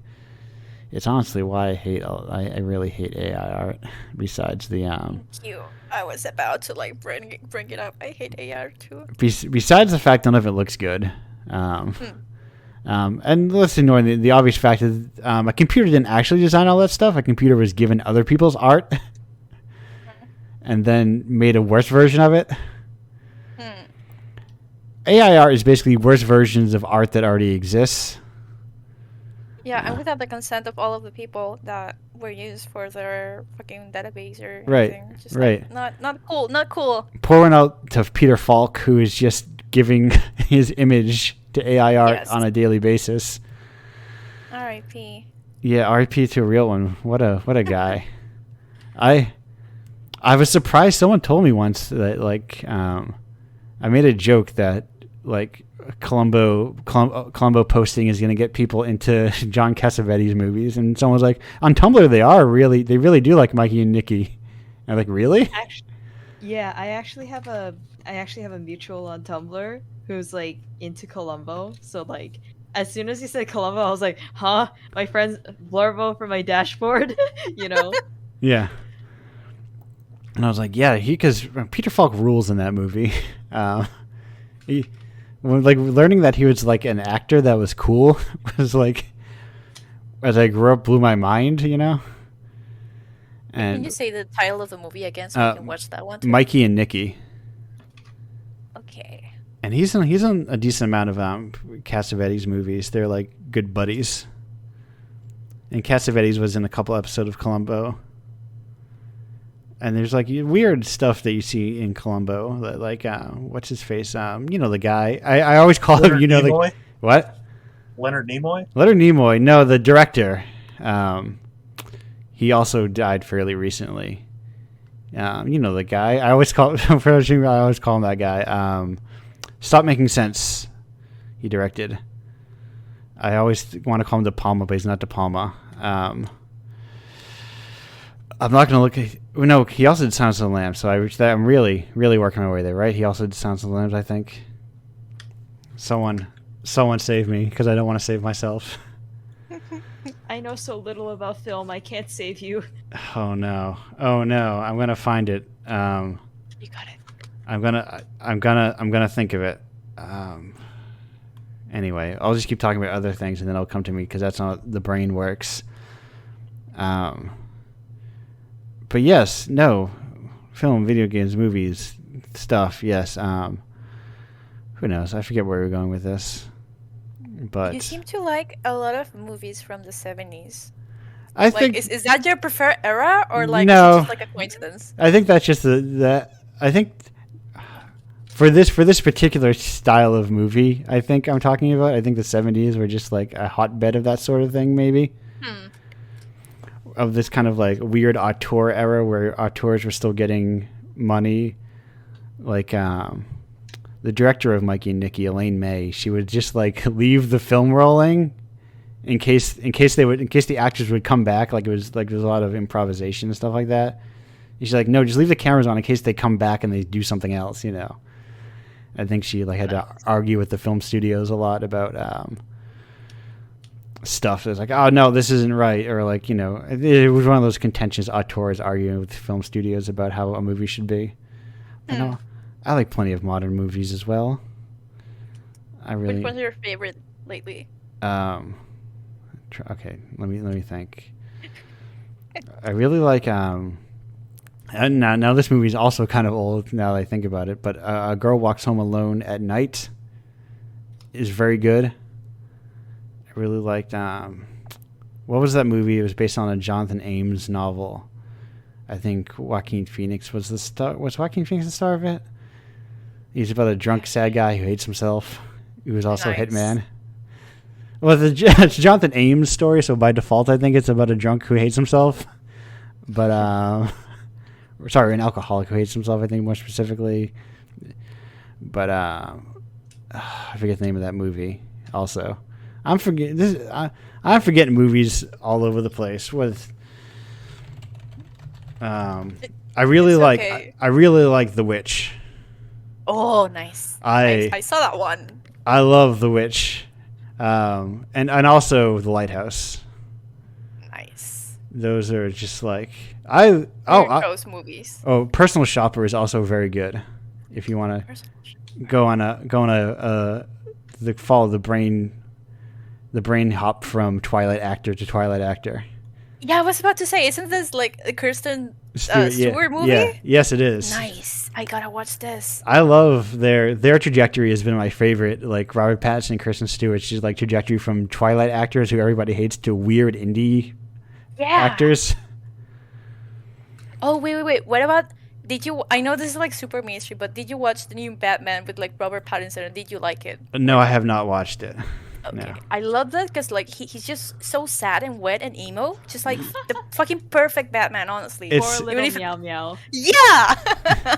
It sounds like it could be like, I've not watched it, but it sounds like a thing that could age well with time, you know? Like, once we're like 30 years past all these superhero movies, I wonder if like that is the one that people come back to because it's like, it's something, I guess. Yeah, I know this is like I don't know if it's the longest, but people complain that it was too long and boring. But I liked it because like compared to the Nolan films, it was actually gothic again and weird with like super contrasting colors and red and green, and like a lot of the old school what's the name of the city? Oh, Gotham City shots. It was cool, and just I just really like seeing Robert Pattinson just like being super pathetic. So it's a good movie on all aspects for me. He's really good at being pathetic. Yeah. He's like that's his wheelhouse, is being a messy looking pathetic guy. I love it. I love his transformation, honestly. Yeah. The other movie I was thinking about was and look at that. It came to me. Jonathan Demme was the guy I was thinking about. Nice. Who directed Stop Making Sense, Silence of the Lambs, and I think got his directorial debut in Columbo. Ooh. Yeah, I don't watch a lot of concert films, but I think Stop Making Sense rules. I will also write that down. And also I think it's probably the best version of a lot of those Talking Head songs is that Stop Making Sense version, which is also makes like I'm not much of a live album guy either generally, because a lot of live albums are kind of like just like here's the version of the song but played live, and it doesn't have like the sparkest, but all those songs are arranged differently and they have a lot more backup singers and that kind of thing. One of my favorite concert experiences was when I saw The Main. This was in 2019 November, so before everything became weird. For hell. Right. So at that concert, I was seeing The Main, and there's this one part in. So this was for their the You Are Okay tour, which was the name of one of their albums, the most recent album that they were touring out there. And the final song has a lot of like this one line that repeats over and over. And in the live version, they actually cut out like all the backing like instruments when they actually got the crowd all together, and everyone was just singing, like all together. And that was just such a good moment. They know how to put on a show. Also, I think I remember. Oh yeah, someone got proposed to at that show. What a. I gotta keep adding things because that's the beauty of music, is because I have like, I would say I listen to, what's it called? Like, I don't know, 10 albums a week maybe at the most. Nice. On average. But still, have people come on, they always name bands that I don't know. I like The Main. I like American Candy, and I like You're Okay the most. Okay. You Are Okay is the one I added to my big list. Okay. I'm very attached to Another Night on from American Candy, though. That one is just like a singular very good song. Well, you know what? You know how much effort it takes me to add that? None at all. Already done. But yeah, no, there were two concert experiences that I recommend second to none, and plenty of concerts are cool and fun, but these, like the two that I think are like kind of like essential concert experiences are one with Bullet, with like, hey everyone, even if you've never heard this band, I recommend is Godspeed You, Black Emperor is, I think, an essential concert band. I think everyone once in their life should go to a Godspeed show, because when they play it, you can feel the music in your bones. Oh, yeah. It's just like... I would love to go, but like that's Yeah. one of the bands that only tours like the US and then like only Northern Europe, so like UK, Norway, Sweden, and then they just like forget about Spain because probably no one hears about them in Spain. Probably Yeah. like 10 people. Yeah. But yeah, just like I'm just like knocking on the door. Please let me in. Please come to Spain. Yeah, I mean, to be fair, they're like I mean, they've been around for a while, but they're still like an indie band, basically. You know, they don't play big venue, they don't play huge venues, you know. Yeah, sadly. But also, I'd say a band number 2 that I recommend is I like. I mean, I say you got to go to a mountain. If you like the Mountain Goats, even if you don't, the Mountain Goats is a great show because you never know what they're gonna play there. You get like weird deep cuts that don't have actual releases, you know. Ooh. Or like That's so cool. or we get like newsletter only songs that like don't have that aren't on any albums. I think I don't think it's on album because they played like for the Krishnacore Punks, which I don't think is on any album. And it was like, you know, I think it was like one of those, hey, sign up for our newsletter, you'll get the song. And they have all these weird lost songs. I think they have a song that they only play in North Carolina. And like, I don't even know the name of it. And it's like, never record this song, you know? It's a special hometown only song. That's actually pretty cool. Yeah. Because I think the people that are on archive.org, I think that some people put up concert things. I think there's like one that has from those shows, but like skip recording that song or something. It seems very cool. But also anyway, concerts, they're good. I remember the name of the guy. It was Jonathan Demme. I don't know if I'm saying that right. It's I'm cool. like trying to look up the names, not to talk about tours and albums and whatnot again. Yeah. But I'm just like, I think I haven't seen a lot of live album videos, okay? But Yeah. the one I really like, I don't recommend this band anymore because like the new records are just like complete garbage. But their name is 1OK Rock. They're like a J-rock band. Oh my that god, started- yes. I love them. Yeah. Yes, I love them too. Not that much anymore, but like they're all records, fucking great. They had 2 great concerts. One of which was the Sankey Reference Tour, and then This Is My Budokan, which is like 2010 to 2012, 13, and they did some like the normal renditions of the song, but then like I think in their Sankey Reference Tour they had like a 4 or 5 piece string thing, like they had like 5 violinists and whatnot to make some like orchestral arrangements of the song with like whole ass piano. Just like it was super emotional, and I really appreciated those concerts because like it's just like watching a live concert with just like the normal song is it's like it's okay, could Yeah. be better, and I really appreciate it when they actually made like acoustic or orchestral versions of their Yeah. songs. But yeah, nowadays just like not that good. Right. That's the reason why I usually like live versions are just kind of like the same, but Yeah. worse. Yeah, it's a weird thing about Japanese bands sometimes where if you look them up and you see like, because I don't know if it's like a record company thing, but like you can see like I wonder if even any of the original members are still in the band, you know. Oh, for this one, they Yeah. are. Just I feel they changed a lot Okay. when they became mainstream in the US. They just like stopped singing in Japanese and only sang in English. Yeah. Okay. And they went from like a normal cool indie J rock sound to like 5 Seconds of Summer. If people like that band, cool. I do not. It's just like super normal pop. Yeah, They lost their edge, you know. Yeah, well, I losing my edge indeed. You don't like 5 Seconds of Summer? No, I don't even know what Okay. 5 Seconds of Summer is. It reminds me. It just reminds me of 30 Seconds to Mars. Oh my god, Okay. I was obsessed with them when I was a kid. So a good friend in high school, and I've told this story on the show before, but I think it's a very good story. He once got food poisoning and threw up in his car, and he used a 30 Seconds to Mars CD to scoop it out, and said it was the best UC ever got out of that CD. Wonderful. And I think about that a lot when I think about 30 Seconds to Mars or whenever Jared Leto comes up. Aren't they doing like a cult in an island or something right now? I don't know what's going on with that guy. Yeah, I try not to- He's got stuff. I try not to keep track of him. Yeah, sorry for updating you on Thanks. Jared Leto. Yeah, thank you for the Jared Leto update. Maybe he's trying to start a cult with who's that other actor that's gone real off the deep end?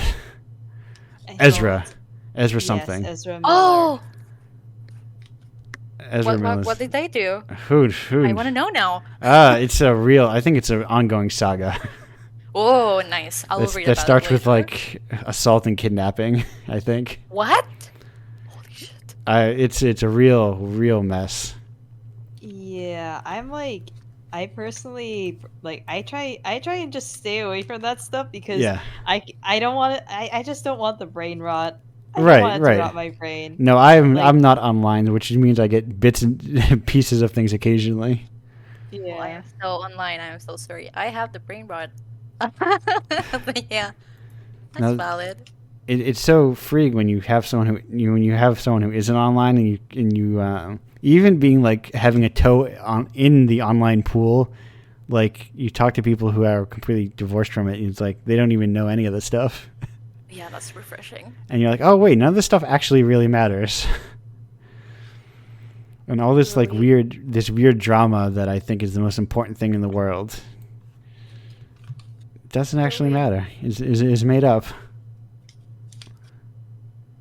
Twitter truly like broke how stuff works on the internet. Right. Well, Twitter, Facebook, and whatnot, but you know. Yeah, no, I've definitely, I'm very much like fully focused on, hey, Twitter is a platform which I use to promote work, and that's kind of where it mostly begins and ends. Occasionally I will respond to someone, but generally the style of like interaction it encourages is just like not for me.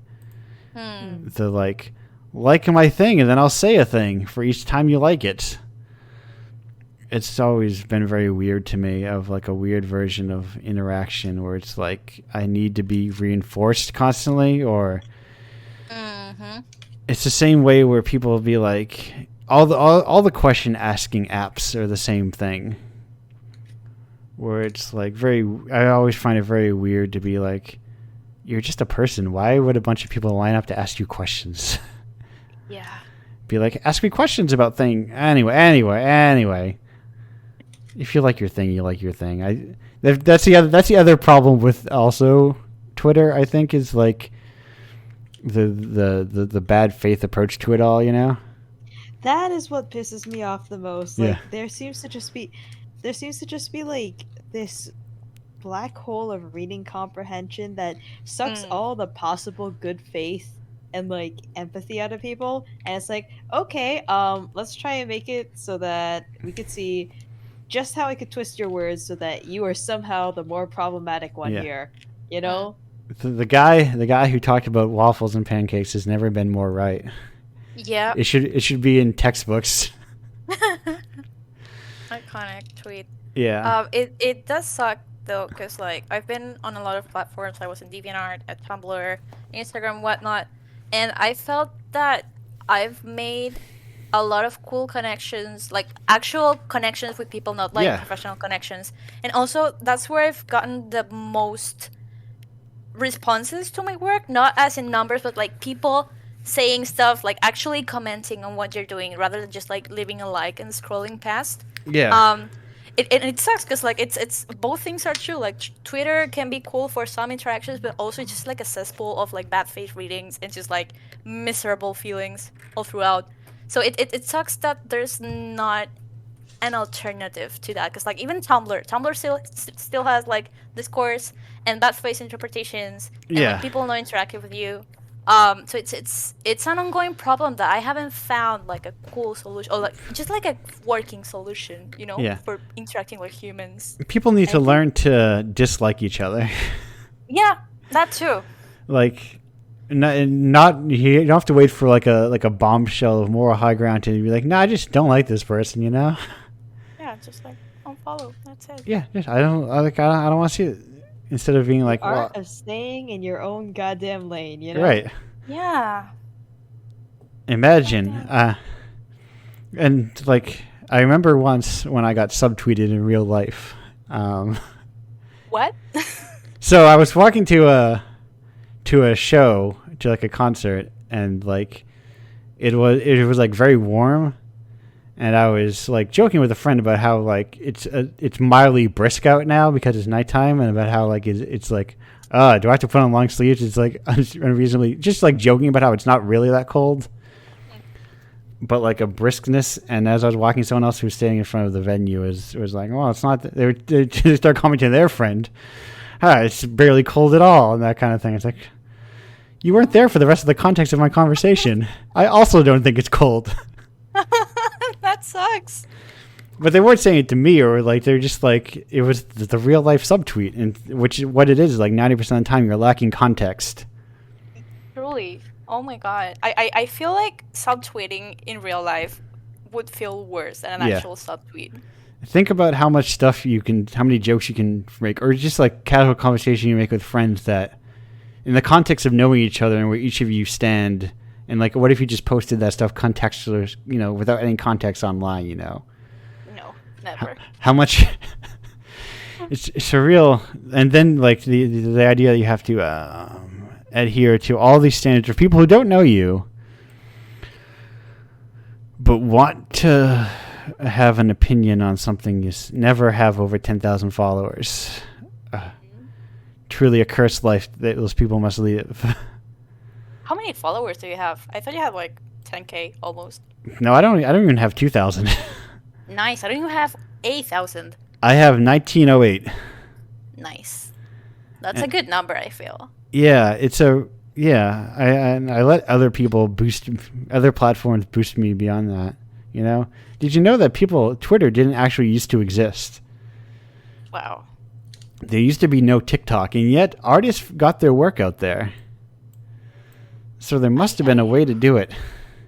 TikTok still escapes me as a platform. I like seeing TikToks on my timeline and whatnot, but I just like how that's how like do people... curated. Yeah. Yeah. That's why I like it, I guess. But like, how do people actually market their games and their art on that platform? They just like go, magic. Hi, check out this latest game, and then the game does something fun, and they go, thank you for watching, in TikTok lady voice.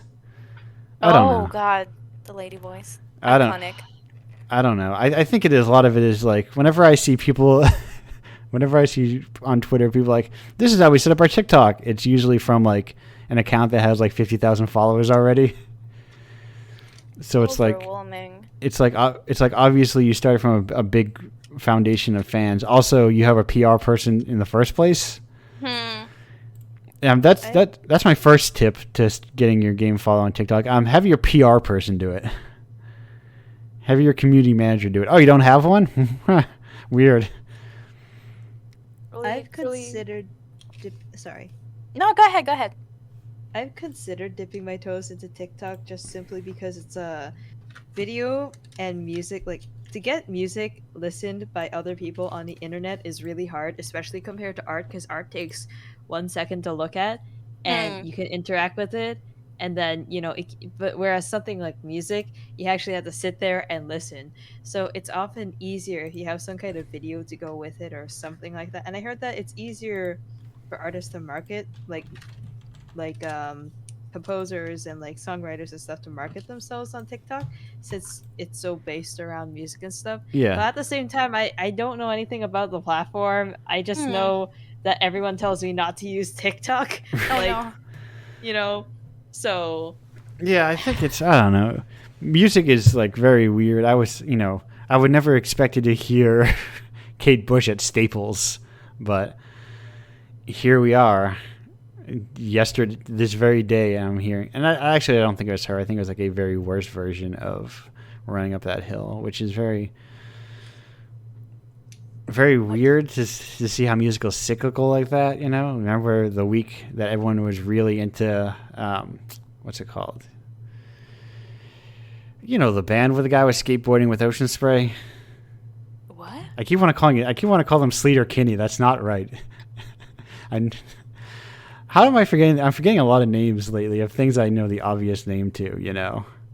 It is hard to remember stuff. Yeah, as I'm talking, Rumors. Rumors, the album, Chain, Dreams. Okay, yes. Oh, Yes. fuck.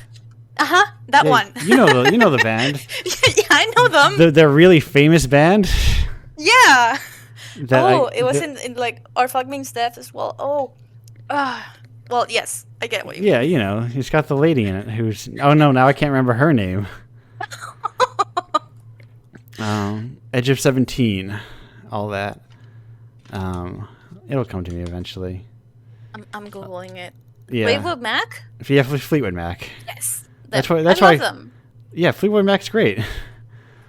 But yeah, it's like, but then like a good TikTok has a Fleetwood Mac song on it, and then everyone loves Fleetwood Mac now, and then it's like, it also shows you that like just good art perseveres, Yeah. And I As think it should. I'm happy that people are discovering old music or films or whatever through TikTok. Even if I don't understand the platform, it's like it's cool. I want people to know Fleetwood Mac and like the Yeah. Running Up That Hill lady that I forgot her name. Kate Sorry. Bush. Kate Bush. Thank Yeah, you. I think there's a really good video. I think it's is it Big Boy talking with an I, that is, he of Outkast, talking about running up that hill. It's like a while ago. He made a video. I think he made it for Pitchfork. Who's like how much he loves that song.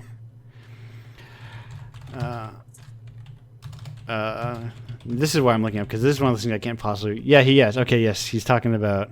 Yeah, I recommend looking up that video of Big Boy talking about running up that hill. It's a great video. Nice. Anyway, that's cool. I like that. I also really like. Listen, if you're sick of running up the hill, just listen to that whole album, Hounds of Love. It's a great album. Hounds of Love is also a great song. Nice. And all that whole. I'm also like a very much like an album guy, where I always prefer to listen to full albums instead of playlists and stuff like that. I feel for me, I used to be that just download an entire discography of an artist Yeah. and whatnot. But ever since I got access to Spotify, I it is kind of hard to listen to a whole album nowadays. But thanks to Bandcamp, now that I finally have money, I have been trying to get back into like album listening, just like seeing how artists arrange their songs Yeah. with like it's just like thematic arrangements in albums are fucking great. Yes. So yeah, nowadays it's hard, I feel. Yeah, it's like I turn whenever I have it on a new device after reinstall Spotify. I always make sure to turn off that thing where it jumps to like after an album finishes, jumps to a different track. They're like, "Hey, you want to listen to this?" I'm like, "No, I want." Please, algorithm, stop. Yes, I just wanted to listen to a song through and through. I think they intentionally start and begin. They make them cohesively. There's a reason the songs go in the order they go in. For the most part, I think probably a lot of like modern pop albums are probably just like we put the single up the front and then other songs mixed throughout. I don't know if the sequencing is as thought out, probably because they're not really they're made for singles or anyway. Define pop, Yeah, pop. So I've been had a difficulty defining pop as a genre because I remember a friend said that the album Merriweather Post Pavilion is a pop album, and I nodded along like, yes, you're right, it's just a pop album. But now I've come to think that pop I think a more defining thing of pop is sort of, to me, it's just very broad lyrical content when you think of mainstream pop, because obviously there is like pop style that is whatever that is whatchamacallit, it has a sound to it, an instrumentation, a bounciness perhaps. But when I think about like when I'm going through a supermarket or a mall and I'm like, is this that one Katy Perry song or is this that other Katy Perry song? They're both indistinguishable because they are both songs that are vaguely about believing in yourself or something. But like in the most broad way possible. And that's kind of how in my mind, I think of pop music as very, very broad, vaguely relatable lyrics about, yes, I do think that I'm good, I guess. But it's kind of like that, what we were saying earlier, like stuff that doesn't really feel like it says anything. But How do anyway, you feel about pop AV? Now I'm curious. Me?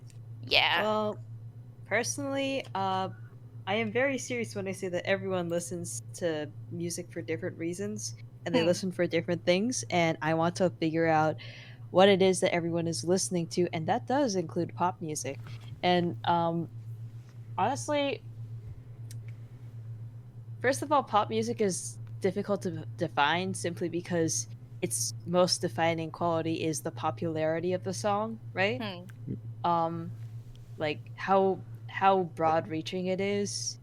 Often it also is characterized by like upbeatness, but sometimes not always that. I think that I mean, I used a lot of words to describe this phenomenon of trying to figure out what people are listening for, but at the same time, when you listen to music, like you're not like using your brain and being like, ah, yes, this music ticks off these specific. I like how there are lots of dominant sevenths leading to ones, yes. and I like how there's lots of I don't know, raised one leading tone to. No, you're not thinking about anything stupid like that. You're not thinking about like the rhythm patterns, and you're just like, wow, this is a bop. Yeah. And I honestly, I if I listen to a song and I like it, I add it to my roster. It just so happens that I try and make sure that I keep my mind open enough that the amount of songs that I do listen to and like broadens, because I know how to flip my brain between different modes of listening and different Hmm. things to listen to. And that's basically. And so coming back to pop music, I find when people are disparaging about it, it's an immediate like red flag to me, kind of. Not like red flag like, oh, this person's like a terrible person, just more like, I'm flagging it off as like, hmm, this is not an attitude that I would like to adopt, because a lot of pop music is simply a bop. There are aspects about it that are fun. Yeah. Maybe it's not the most artistically pure or distinguishable, but let's be real here. Chasing after artistic purity is also a little bit of a it's easy to get lost in pretension if you Right. chase after artistic purity. Hmm. So, Because then once again, are you like making something you don't want to make because you have an idea of what you should be making? yeah, like sometimes you just like it's easy to get lost in your head. I find that for a lot of stuff, like you know how I was talking about my composition process for how I made Gwakuko's soundtrack? Hmm. Um I mean, granted, there are also some other aspects because I also obviously got notes from Soul about what kind of music he wanted to hear, and stylistically, I knew he wanted like something similar to my piano stuff. But Hmm. like, it's like, how do I put this? Um, yeah, I kind of lost my train of thought there for a second. But I'm with a lot of music stuff. It's better to just let your instinct, take over in some respects. There's only so much you could curate it using your brain and Yeah. using your noggin. So I think it's fine if people like pop music, and I think that there's nothing at all morally wrong about um liking pop music or not liking more complex music. Yeah. Like, there's nothing at all wrong with it as long as you're not crappy to someone else over a difference in preference. Like, that's fine. Music is music. Yeah. Listen, I, I never listen. If I'm driving a car, sometimes you gotta listen to what I want to listen to, but I never expect people to like. Oh, you have to. I can't believe you don't like this thing that I like, because I see the old like the unrelatability in the stuff that I like at times, Mm-hmm. and you see the reason why. And I do the same things where I see why someone would like it. I see, oh well, why would someone not like this thing? What is there to dislike about it? And often there's a lot. Sometimes it's just like a bunch of. I like music that is a bunch of noise, basically. Same. And people don't like noise. There's a song I've played once on this show by Melt. Are you familiar with Melt Banana? Oh no. No. They're like a Japanese noise punk duo. that have been around Ooh. for a while. They're super cool. If you like just noise, Melt Banana is like just raw noise. Hell yeah. Yeah. I think they had kind of like one album that sort of like got U.S. like attention, like back in the 90s, but no, they're just like, anyway, on that album, Squeak Squeak Creek, they have the 25th song on that album called Untitled is the previous 24 songs all played at once. Oh, And those I love that so much. those previous 24 songs are sometimes like 15 seconds long, and they're just like screaming, or they're just like yelling and jamming on instruments. And it's my favorite love thing. Hell yeah. Thank you for sharing. I want to listen to this. I'm not super well versed in noise music. I think the hardest I go is like maybe like hyper pop, like experimental hyper pop, Yeah. or like Death Grip's not really like a noise band. No, they're Somewhere in that area. Death Grips makes listenable music. Don't. Yeah. No, it's not. I've listened to like albums that are like mostly like the ambient sounds of rain, like, and water dropping contorted into music. You know. Oh, that's cool. I've once I've started really like, that's the thing I like about Bandcamp's curation is like it's just like so far off the deep end in terms of like pop music, you know, and or just like even like indie popular music, you know. It's just like they go so far and so deep away to what the average person would like, you know, radio ready music would be. That it's such a treat. And it's the one thing I kind of wish Itch would do more of, like, you know, I've talked about this before, like the very few blog posts they do are like super popular, well-funded games, you know. I don't think that's why Indiepocalypse exists. Yes. To, like, so that. Oh yeah. Yeah, I don't think Tunic needs the Itch bump, you know. They've got a multi-million-dollar budget. Oh really? Yeah. I have no idea what their budget was. It was like $4 million or something. Holy shit. Yeah. That's more than the game that I was like professionally. Holy shit. Okay. There was like a, I think there was an article about it. It's somewhere around the the 3-4 million range.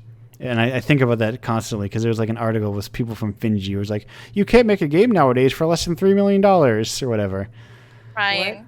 And I was like, what are you talking about?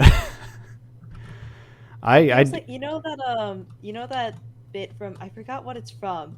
I think it's The Price is Right. It's like, it's a banana, Michael. What could it cost? Oh, yeah. $5? Yes. That bit. Yes, That's yeah. exactly what this is making me think of right Right, now. exactly. It's an indie game. What could it cost? $5 million? Holy shit. No, listen. The commissioned games in Indiepocalypse, like they're only $150. You know, that's not a lot of money I have, but plenty of those games are like amazing. I mean, I guess they're all amazing, but you know what I mean. They're amazing games that people make in like less than 3 months on a budget of what they have, I suppose, day to day to survive. But like, not $4 million, and I think plenty of those games will long outlive, you know, 4, 10, 20, $100 million games, you know. Yeah. God. And it's like you don't. Yeah. I would like. It is really cool what you're doing with like commissioning games and just like trying to get the unmarketable stuff out there. But I also I really wish, like what we were saying before, I really wish we could pay people more. Yes. No. Somewhere in between, maybe like $500 or like 1,000. You know. Yes. No. Listen. If I could afford it, I would. God. I would up the amount of money I gave people. This is like.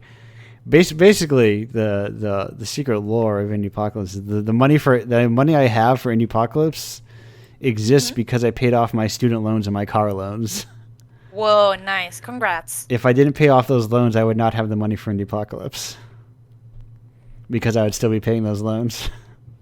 Yeah, I wasn't dissing you, by the way. I think like no. Listen, I just myself frequently about the amount of money I have. Oh my God. Yeah, it's not. It's not a lot, but I wish if people gave me more. If I was like cruising and making like, like if every issue was like profitable, if I was making like profitable money off of Patreon or like guaranteed like each Indiepocalypse to be profitable, it would money could go up. Yeah. One day. Yeah, One day. I think people have asked me before, like, what would you do if you had like multi-million-dollar budgets? I'd be like, I do literally the same thing, except everyone get more money. Oh yeah. I would be including all the same games, all the same people, but they would just all, instead of $20, they would all get like $2,000 or something. Oh, that would be so cool.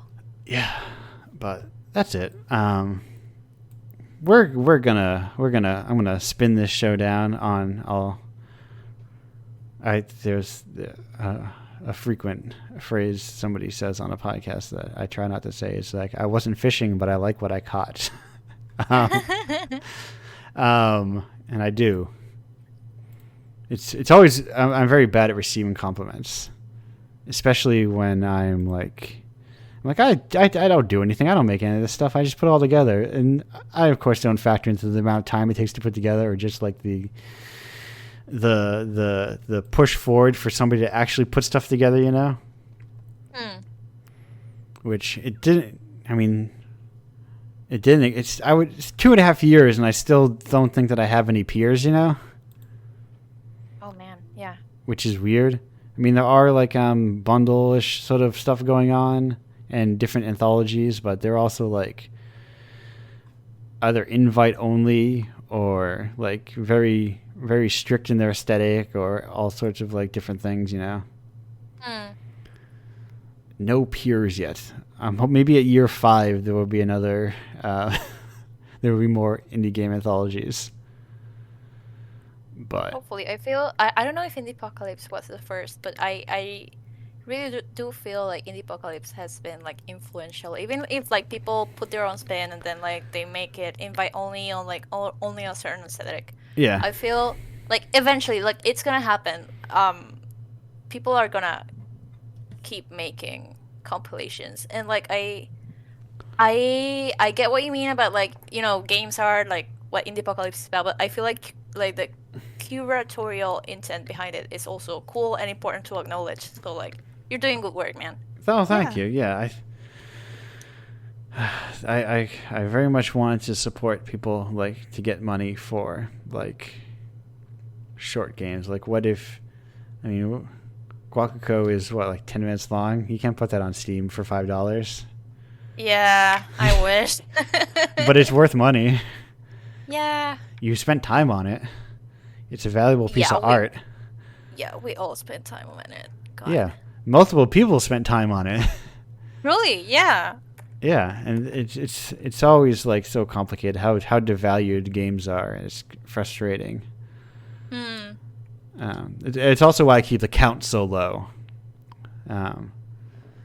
Of like it's a weird balancing act where I think 10 is like where I want to sit, where it's like enough that I get a lot of people involved, but not too much that everyone's getting pennies on the dollar for each sale,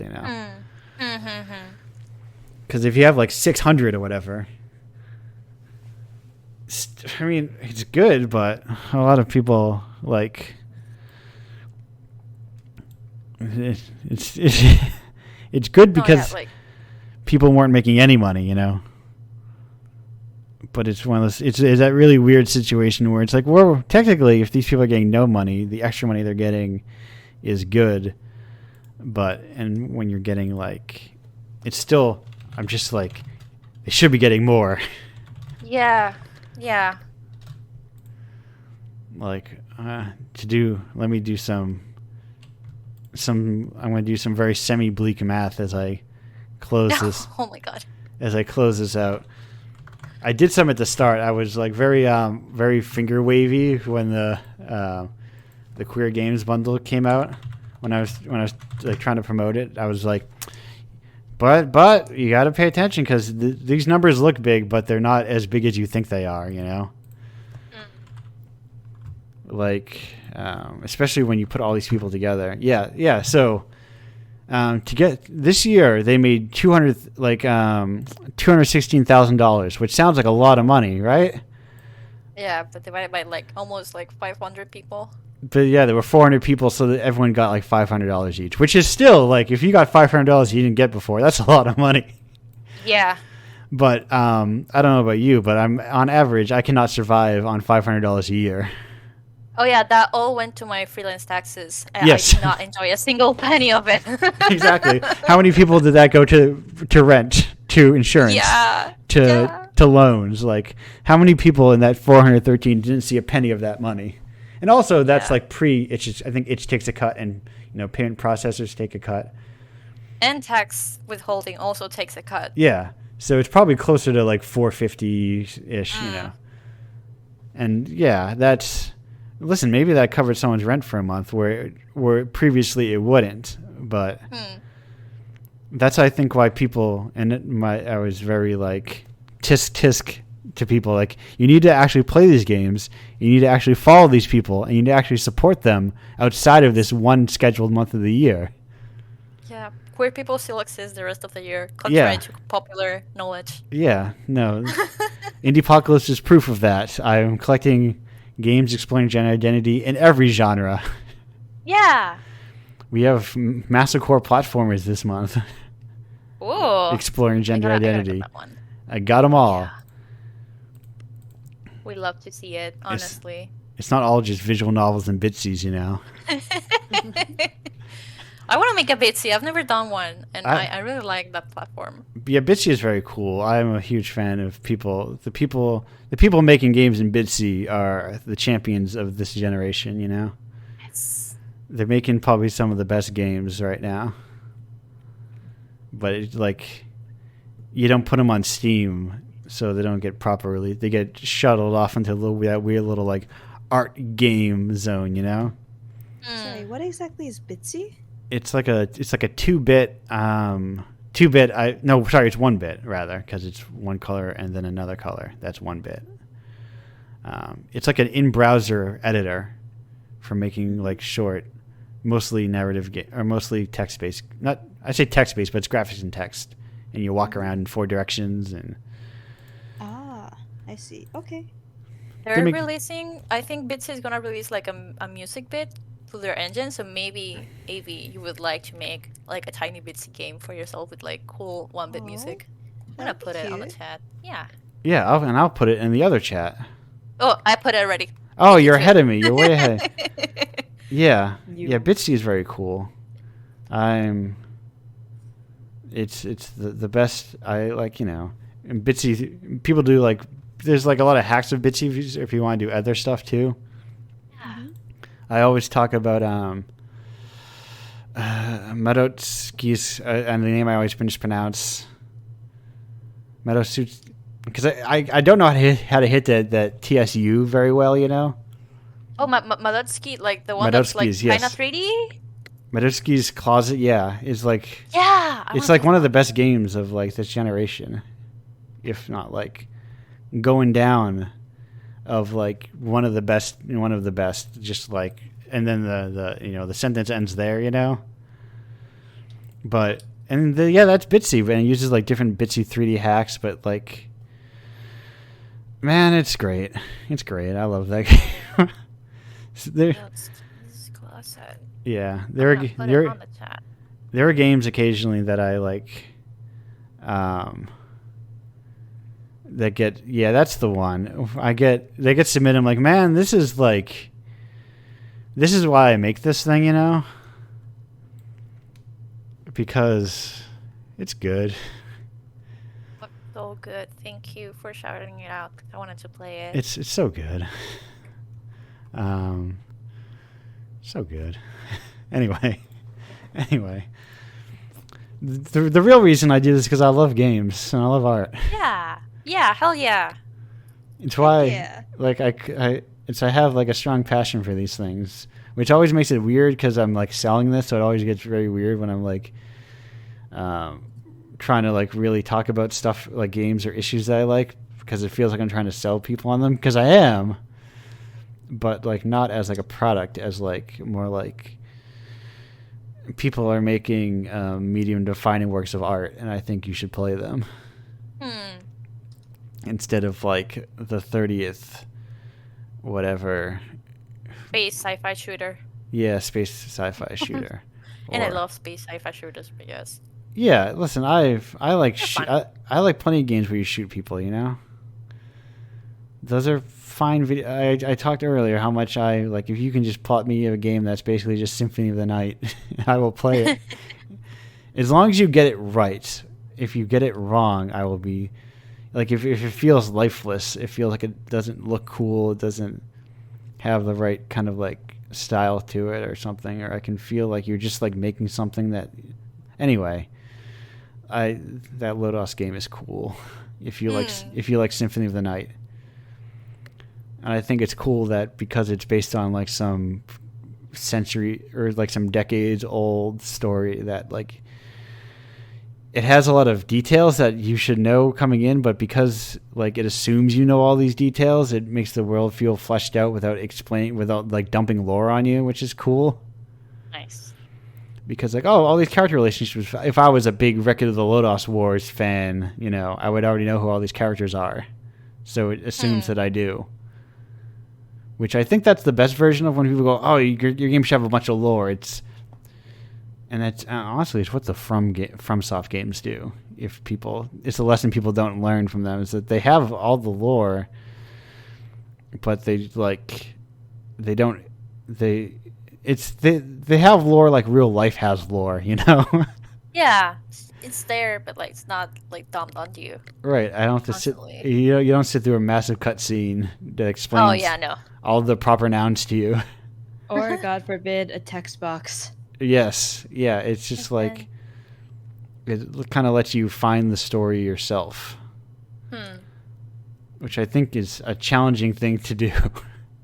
I really liked the way Hollow Knight did it, with Hollow Knight's lore and how like it really rewards you like for actually using tools like the Dream Nail like to read thoughts, and like if you actually go ahead and you're the squirrely little nosy little explorer like all gamers usually tend to be, you know, like because people are naturally curious, right? Yeah. Whenever they're in the video game and they see like one way that they could go alternatively off the path to find something that may be a secret, they're like, ooh, let me go there first instead of doing the main quest.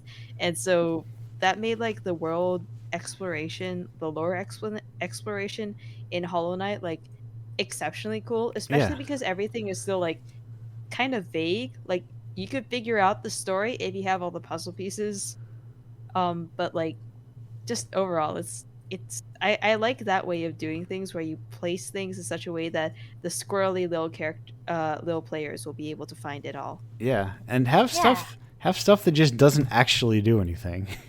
I think is a real treat. I feel like all these people playing Metroidvanias actually have to sit down and actually play through Symphony of the Night before they need to do their homework every now and then. You know, I think sometimes people need to eat their veggies before they can, instead of just like, and I think this is like,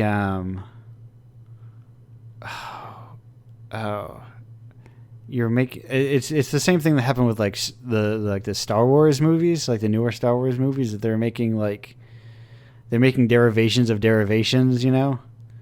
They're inspired by Star Wars rather than being... When you're inspired by something that was inspired by a wide swath of things, you kind of dilute how you're like... Because, you know, Lucas liked Kurosawa movies and like Flash Gordon serials and all that stuff when he was making Star Wars. But when you just make Star Wars based on Star Wars, you lose those initial influences. And you just kind of like you don't know why Darth Vader's helmet looks like a samurai helmet, you know? Yeah, and it's not only that they're referencing other Star Wars movies, is that like Disney and whatnot are just like insistent on continuing the Skywalker and like the whole like the main plot of the normal movies. They're just like they're so insistent of like selling Yoda again, selling Luke again, selling Darth Vader again, constantly. So it's just story groups and lore Bibles were the worst thing that happened to movies. Yes. I have a kind of appreciation for like horror franchises because they don't respect their lore at all. Yeah. Like you'll get so many like a cliffhanger that is not resolved at all or resolved in such a weird way. They're just kind of like fascinating instead of trying to make sure everything's nice and clean. But I'm trying to get into horror lately, so like I think the only horror franchises that I know are Scream, which isn't really like a horror movie, and Yeah. like Saw, and that's about it. Oh well, and like Insidious, but I didn't like that franchise honestly. oh yeah, I see. I'm kind of like one generation earlier. Where when I think of horror franchises, I think of like Halloween Oh. and Friday nice. the 13th and all. And I think most of those are probably not great. I like bad horror too. I think Halloween. I've never seen Halloween, but I think that's probably cool because it's like I think John Carpenter is generally a cool director, Mm-hmm. and it's like an indie film basically. I think I say it a lot in this. I think the first Hellraiser is awesome. Oh, I gotta watch Hellraiser. Thank you for reminding me. I think it is so, and to bring it back to Baratok in a way, man, that dude in Hellraiser. I've said we finally come full circle. I've said on this show before, but that he's way too hot for a skinless man. Nice. Oh, I love Skinless Man. There's like a dude who's very hunky, and he's like very very hunky in a very like 80s gay man kind of way, Oh yes. which I is love that. a very specific aesthetic that is like. Well, it makes sense because Clive Barker was a gay man in the 80s, and I guess continues to be in 2022. But Hopefully. he keeps on trucking. But having directed that, he's like very like, yeah, this is what he was into, you know. But Do you recommend all of the Hellraisers or No. only the first one? probably only the first and the second one. Oh, okay. Because I think Clive Barker left by that point. But also, it's like really fascinating. So I had watched the first Hellraiser and then watched like the sixth Hellraiser, which was Whoa. the sixth Hellraiser is basically Saw was popular. What franchises do? What IPs do we have in our factory that we can make our Saw knockoff? And it was like, we own Hellraiser. That's So so funny. it feels like someone's ripping off Saw, but technically using characters from Hellraiser. Oh, thank you. And for it's the also, I think, recommendation. one of who's the guy that was Geralt of Rivia, the Witcher guy. Who's that actor? Yes, that guy. That guy. Who's that? I don't know. actor? Reddit loves him. Yeah. Hang on. He was also Superman, I think, right? Yes. Henry Cavill. is it? Yes, that guy. Yeah, I think that was his first movie. Whoa. Yeah, one of his first movies was like that weird Hellraiser. Also, I think Adam Scott's first movie was like. Oh, now actually he's popular now because what's it called? What's that show he was just in? Severance. I have no idea. Oh, Severance. Yeah. I watched that one and loved it. Okay, thank you. Yeah, that guy. I think Yeah. one of his first movies was also like a weird Hellraiser sequel, Nice. like Hellraiser 4 or something. It's interesting to see like actors like early roles and just like Paul Rudd. Yes, Paul Rudd was in like Halloween 6. Nice. I don't know if that was technically his first movie or if that was Clueless. But anyway, we're so far. I tried to close the show like 3 times, but we just keep talking Oh no. about movies. But yeah, Hellraiser, hot skinless guy. Pleasure is pain, as they say. It's just there's just like, and that is also like really gross and cool practical effects in that movie.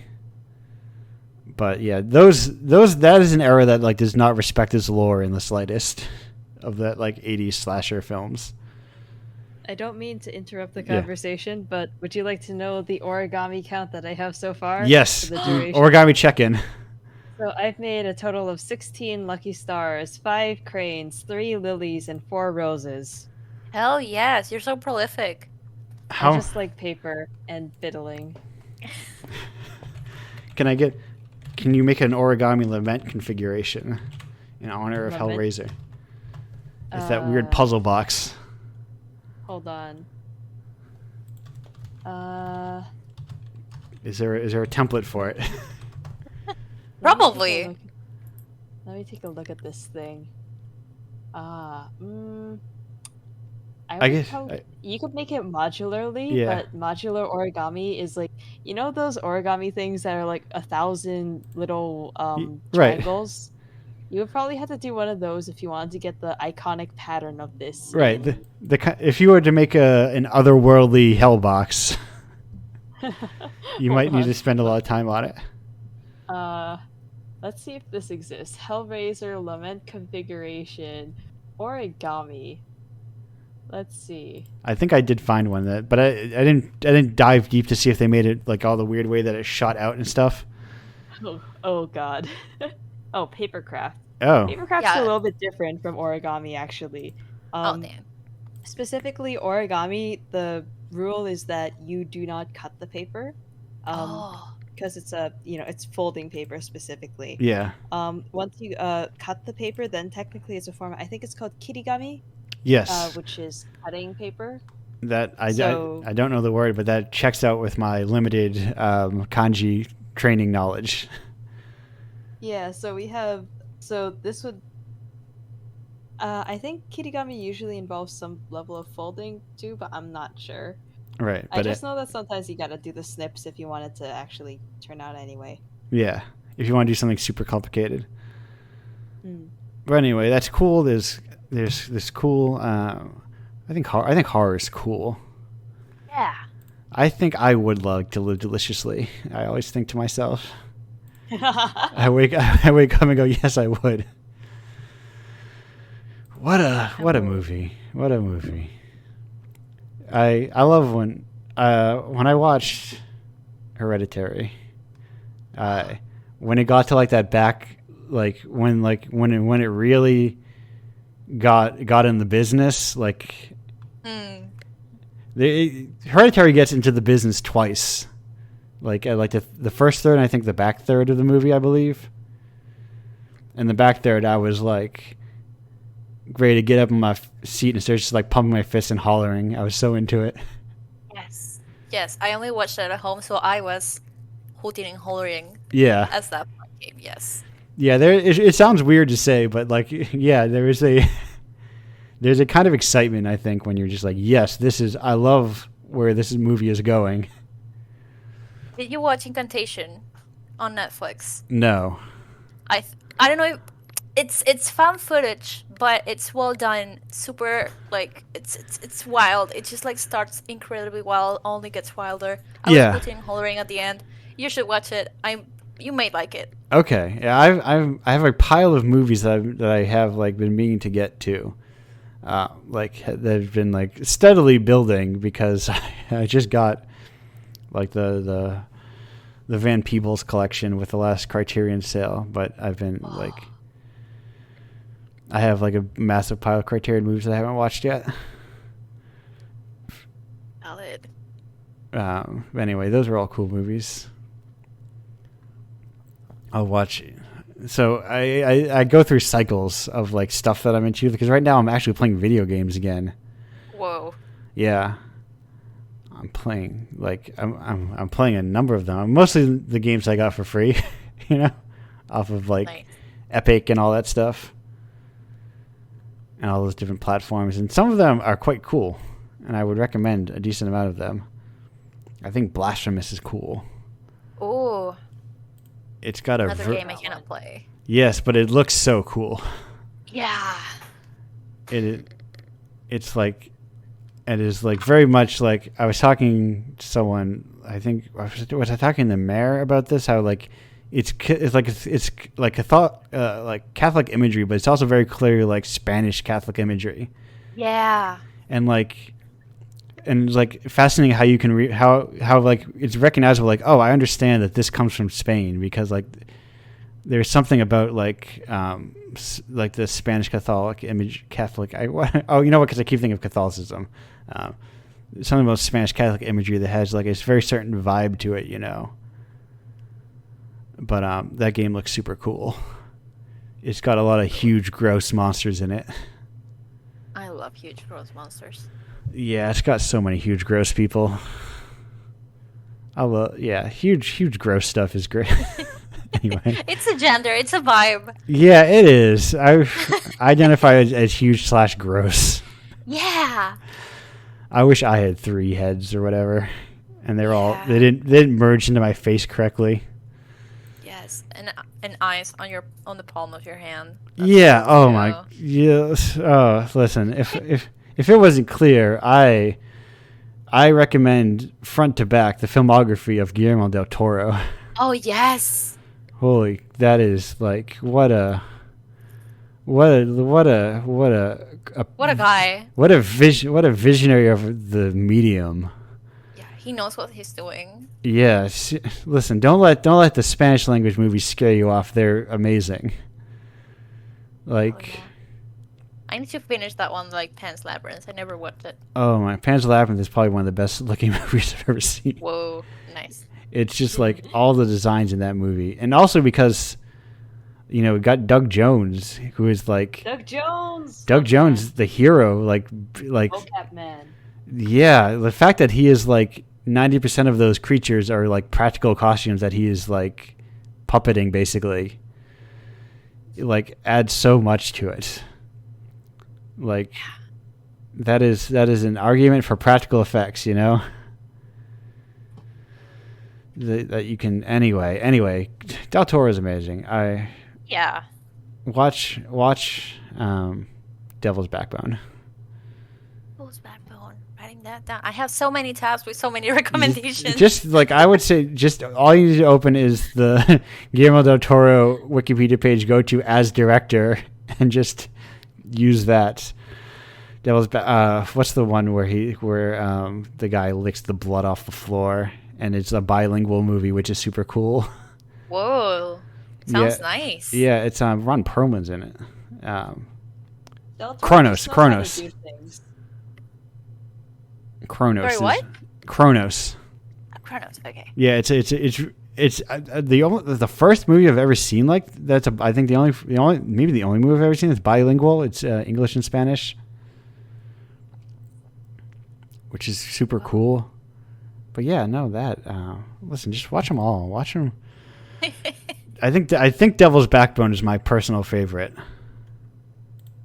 but they're all very good. They're all very good. I have not seen Nightmare Alley yet.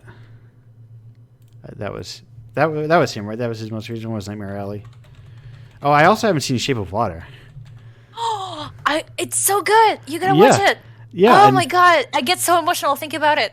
And like I said, I love his stuff, like through and through. I'll sit you down in a chair and tell you why Crimson Peak is amazing.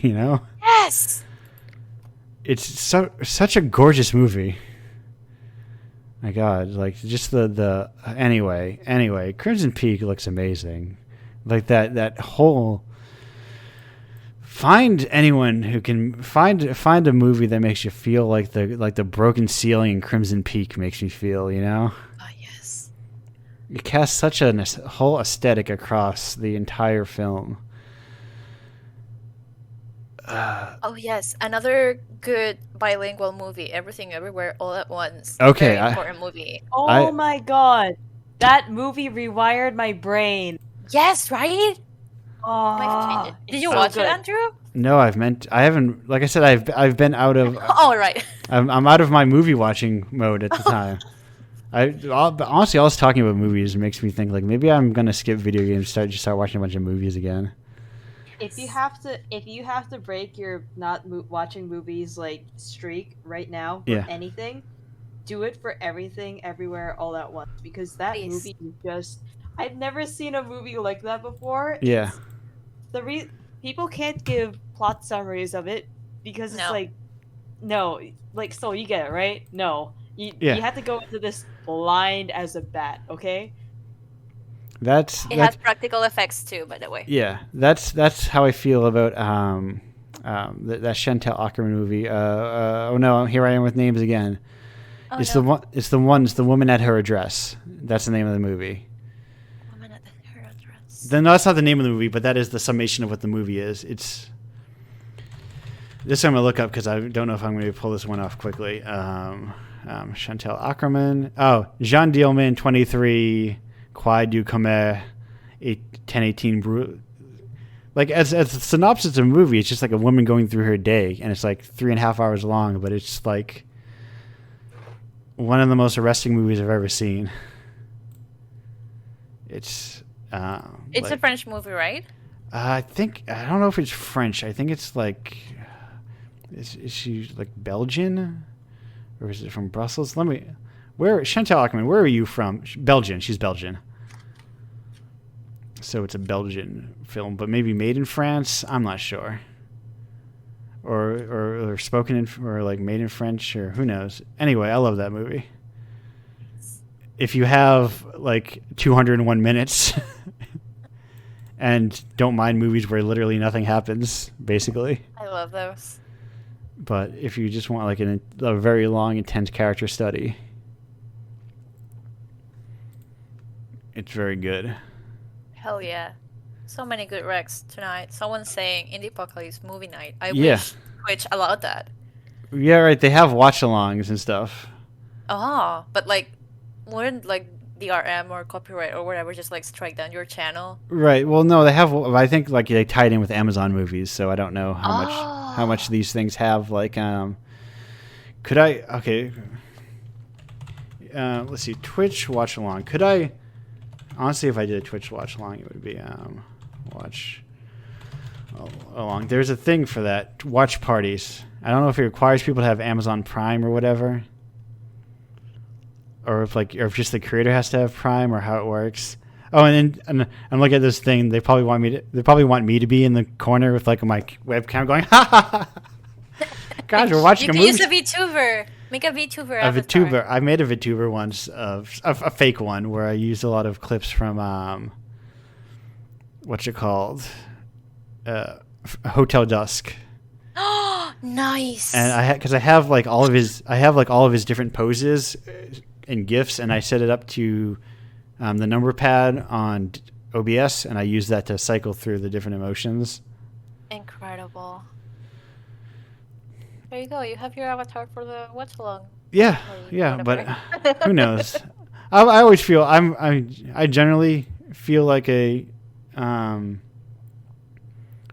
feel weird about kind of hosting my interest onto other people just in life outside of as a parasocial figure, you know.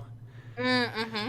So as a parasocial figure, it feels even weirder to be like, okay, everyone, sit down. We're all going to watch Phantom of the Paradise. But man, what a movie. Anyway, movies, they're good. I like movies. Whenever people complain about the Disneyfication of cinema, they're not being pretentious. Just read like any of those things that Scorsese wrote about how the problem isn't that a type of movie is being made, it's that types of movies aren't being made. Yeah, I agree with that. Thank you. I realized I summed it up a lot better than I was expecting to. But that's basically what he says, is like, the problem isn't that Marvel movies are being made, it's that other movies aren't being made anymore. Yeah.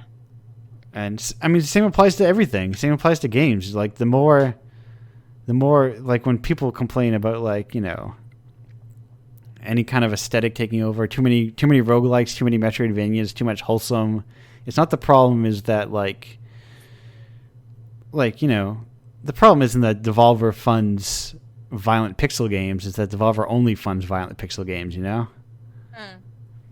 So when you have like aesthetics when you funnel too deeply into marketable aesthetics, you only fund marketable aesthetics.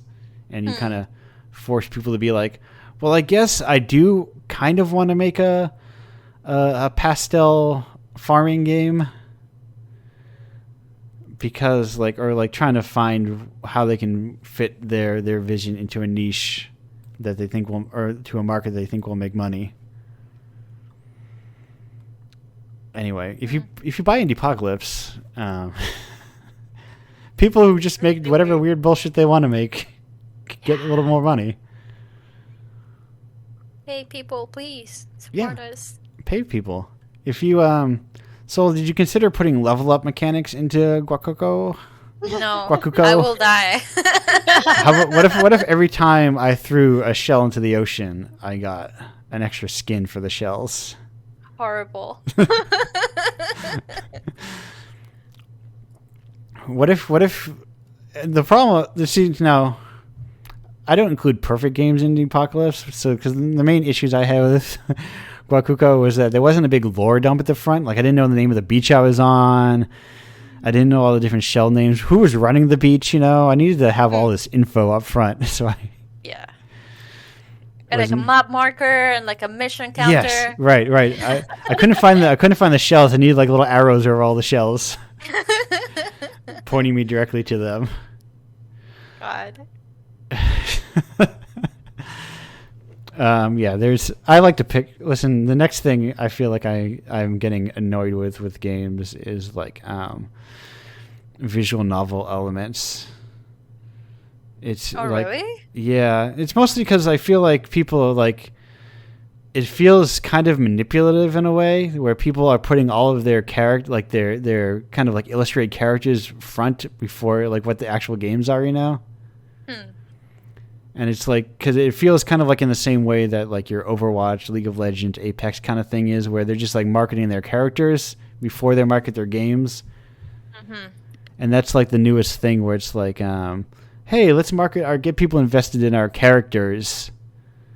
And so I guess it feels like if they feel tacked on so that people have like, they'll get thirsty for cool illustrated characters. So then they'll play like, you know, if I made Super Mario Brothers, I made regular Super Mario Brothers, but then there's really like hot illustrated Mario characters in between the levels, and all I marketed was those hot illustrated Mario characters. I would play it, but if it was like Bowser or like a monster. But I did get your point though. Right.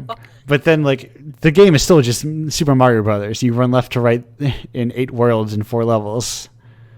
Yeah, it's kind of like they don't take VNs seriously. Right. Yeah. Like when they make like the fucking April Fools of like their romanceable characters for like Apex Legends or something. Yeah. And it's just a joke. Yeah, that sucks. Right. It feels like that's what I mean when it feels like they're kind of stapled on. Like the games wouldn't have these other the games don't need these, but they're putting them there because that is like.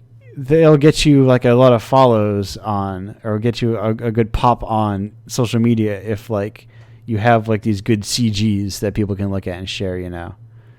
They're memeable. So, right. Yeah, and it kind of it does sort of devalue people who are actually working in the actual VN space, you know. Yeah. Who are just like, no, we're making visual novels, not a just regular. I pick We're not on making a punchline for you. Right. Or even like I pick on the one game a lot. The game that has weapons that you date or whatever. Oh yeah, Boyfriend Dungeon. Yes, I was trying to pick on Les by not saying its name out loud. Oh, sorry. No, that's fine. No, because I remember when I say a lot, like when I saw what that game actually was, I was like, that's what this game is? Like it's just like a 3D dungeon crawler game, I guess. Yeah. That looks fine. like even the 3D aesthetics are just like fine, I guess. But I never saw a bit of that. Like I never saw that until like 3 months into their listen, the whole discourse around it is also a whole other thing about people are bad at reading media, and I don't want to get into that whole thing. No worries. I do feel like I like visual novels. I love visual novels that are just like an actual fucking novel, like no decisions or whatnot. But I also like I think a good example of like a modern visual novel that mixes with like normal gameplay, like just like other types of gameplay, is like the new Digimon Survive. I feel it's a good mix because like it's like 70% visual novel, and it's well written. It's when people respect the medium, I feel like they can get away with more. But like it's just like a marketing tactic. It does not work. Yeah, that's I'm sure plenty of these people are sincere and do just like that whole like, because it's a holdover from like RPGs where you had these massive RPG worlds that you couldn't put these elaborately animated characters in, but you have these cool characters, so you have this kind of like blown up version of them, you know. Yeah. But it's just the marketing for it feels like marketing a lot of the time. that is the key art for all these things is like the characters. Mm-hmm. Anyway, and I could end up being fine with it like 2 months from now, and it could be like not as annoying. But you know what? It's like you're saying. Sometimes you can just like not like things, and that's fine. Yeah. I'm not coming from up on the mountaintop and being like, you can't make these games anymore. And you know, look at an issue of Indiepocalypse and tell me this game does not include visual novels. You know. Yeah. I sometimes handpick visual novels because I like them so much. Hell yeah. That's cool. Thank you for doing that. We need more visual novels. Yeah, we do. We need and plenty of like kinetic novels, as they say. Yeah. Kinetic novels are perfectly fine. They're good. I mean, people really like that. The one I've never started and maybe start one of these days. That's a million years long to play. Is that what's the game called? Is that Ume Neko? Yeah, I was gonna call it Ume Neki, but that's not right. It's Ume Neko. That's like 8 billion pages long. Oh yes. But that I mean, listen, Ume Neko, the fierceness of the independent spirit. That was like a Dojin game, I think. Nice. So like that was just a dude made it, and now it's what it is. I mean that's Toho, you know. Toho is the heart of Dojin games. Bless Toho. Thank you, Toho. Anyway, now I'm actually going to stop this show. It's 3 hours long. Oh my god. Yeah. Eventually, I need to leave, and the rest of the people here need to leave. Yeah, I was about to say like I might need to ship out a little bit. No, this is in true spirit of the late night con. Everyone says, "Oh, I'm going to leave," and then they stick around for 20 more minutes. And then they're like, I should get going soon, and then everyone sticks around for 20 more minutes. So Avi, what have you got to promote, to plug? Where can people find your stuff? You can find me most consistently and easily at Aviary Official on Twitter. So that's AVYARY and then official, no spaces, no nothing, at twitter.com. That's based from there. You can find my other stuff like my commission information. You know, I've collected my art moments and my music moment, and I just need to like put it up there. I'm gonna make a new pin post soon. It's gonna be great, you know, so that people can actually find where I'm at. So that's the best place to find me. I respect people who update pin posts. I will never update my pin post. I've just thought because mine is a piece of art that doesn't link out to anything else. So mine is just a gift that I made. Nice. Of from the comic Dorohedoro. Oh, nice. And I was like, I occasionally look at it and go, should I pin this and like put like actual like information about Indiepocalypse on here? I'm like, nah, because I'm still thinking about Ibisu. Anyway, Dorohedoro is a treat. I didn't talk about comics at all on this show. What a blessing! But Q Hayashida, truly like such a unique voice in comics. Not like just. Manga's great too. Yeah. Didark is a killer. I love it. It's like so dark. If you want weird goth stuff that's dark and funny at the same time. Yes. Yeah. That has like a tone unlike anything else. Yes. Yeah, her work is great for that. Yeah, it's like, what if Berserk was here to have a good time? Oh my god, yes. That's kind of her. It's so hard to describe, but it's amazing. Anyway, Soul, what have you got? You're ahead of me with posting links in the chat. You're doing my job. Help. You're doing my job for me. Y'all can find me on Twitter. I'm gonna post it because I don't want to spell. I don't like spelling. It's my name, there. I'm in Soul Art. Yeah, that's Soul with an E that's Soul with an SOLE. Yes. Because this does that's get me. posted as audio only later, so I like to spell things where things might get misspelled. Oh, okay, thank you. I forgot about the audio only part of the podcast.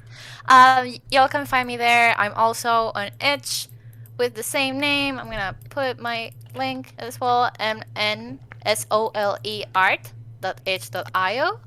If you'll follow me on Twitter, I am currently raising money so my friend can leave Venezuela and join their family. So if y'all can pitch in or just like retweet, that'll be great. And yeah, that's where you can find me. Yeah, people, they need money. All Yeah. the time. Yeah. People all need money all the time, as they say. Yeah. Such a mood. Wait, what is this? So I got distracted by someone who's like, I'm like, this is a person, but it has an automated thing. Oh no. So maybe they automated things in a way, but like, good for them. I don't know what they did, but I don't know. What's my cat doing? My cat's doing weird noises. Oh, no, never mind. This is a bot version of a person. Oh. That's why. Okay, I was like, yes, I'm like, this is a person anyway. Because it recommended, I was going to your Twitter and it recommended that I follow them. And I was like, wait a minute. This is a person, not a bot. But they put I missed the E in their name. Anyway, remember Horsey Books? What a world we lived in. Oh my god. Classic. When it just turned out to be an ARG. Anyhow. I think people should be more honest about that stuff. I know you did not feed an AI and they created this thing. I know that's just a joke you came up with. I know you didn't imagine this in a dream. I know that's just a joke you came up with. Stop lying to yourself and lying to us. Be more confident in your work.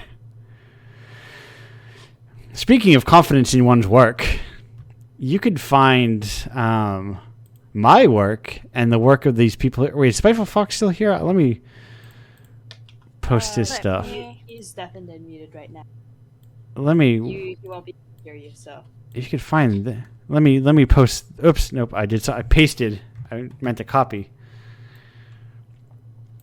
We got spitefulfox.itch.io. Now I'm posting links. Speaking of, but the last person, which is me, to promote this, it's Indiepocalypse.com.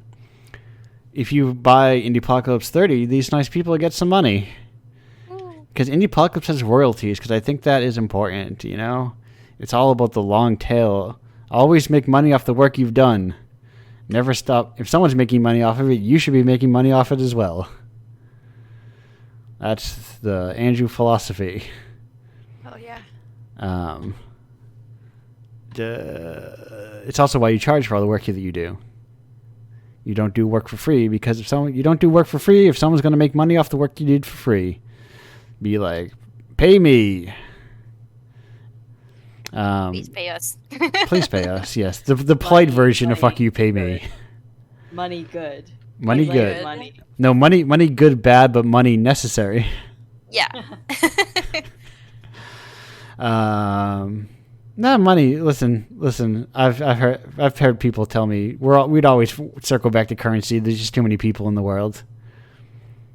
Unless we're truly living in a utopian society in which we're given the things that we needed. If we were ever had to trade each other for goods and services, we'd always circle back to currency.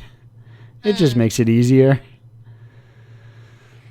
I'm not always going to have what you need, and you're not always going to have what I need. But if I can give you this little piece of paper or this coin that says a thing that I need, it represents the things that I need.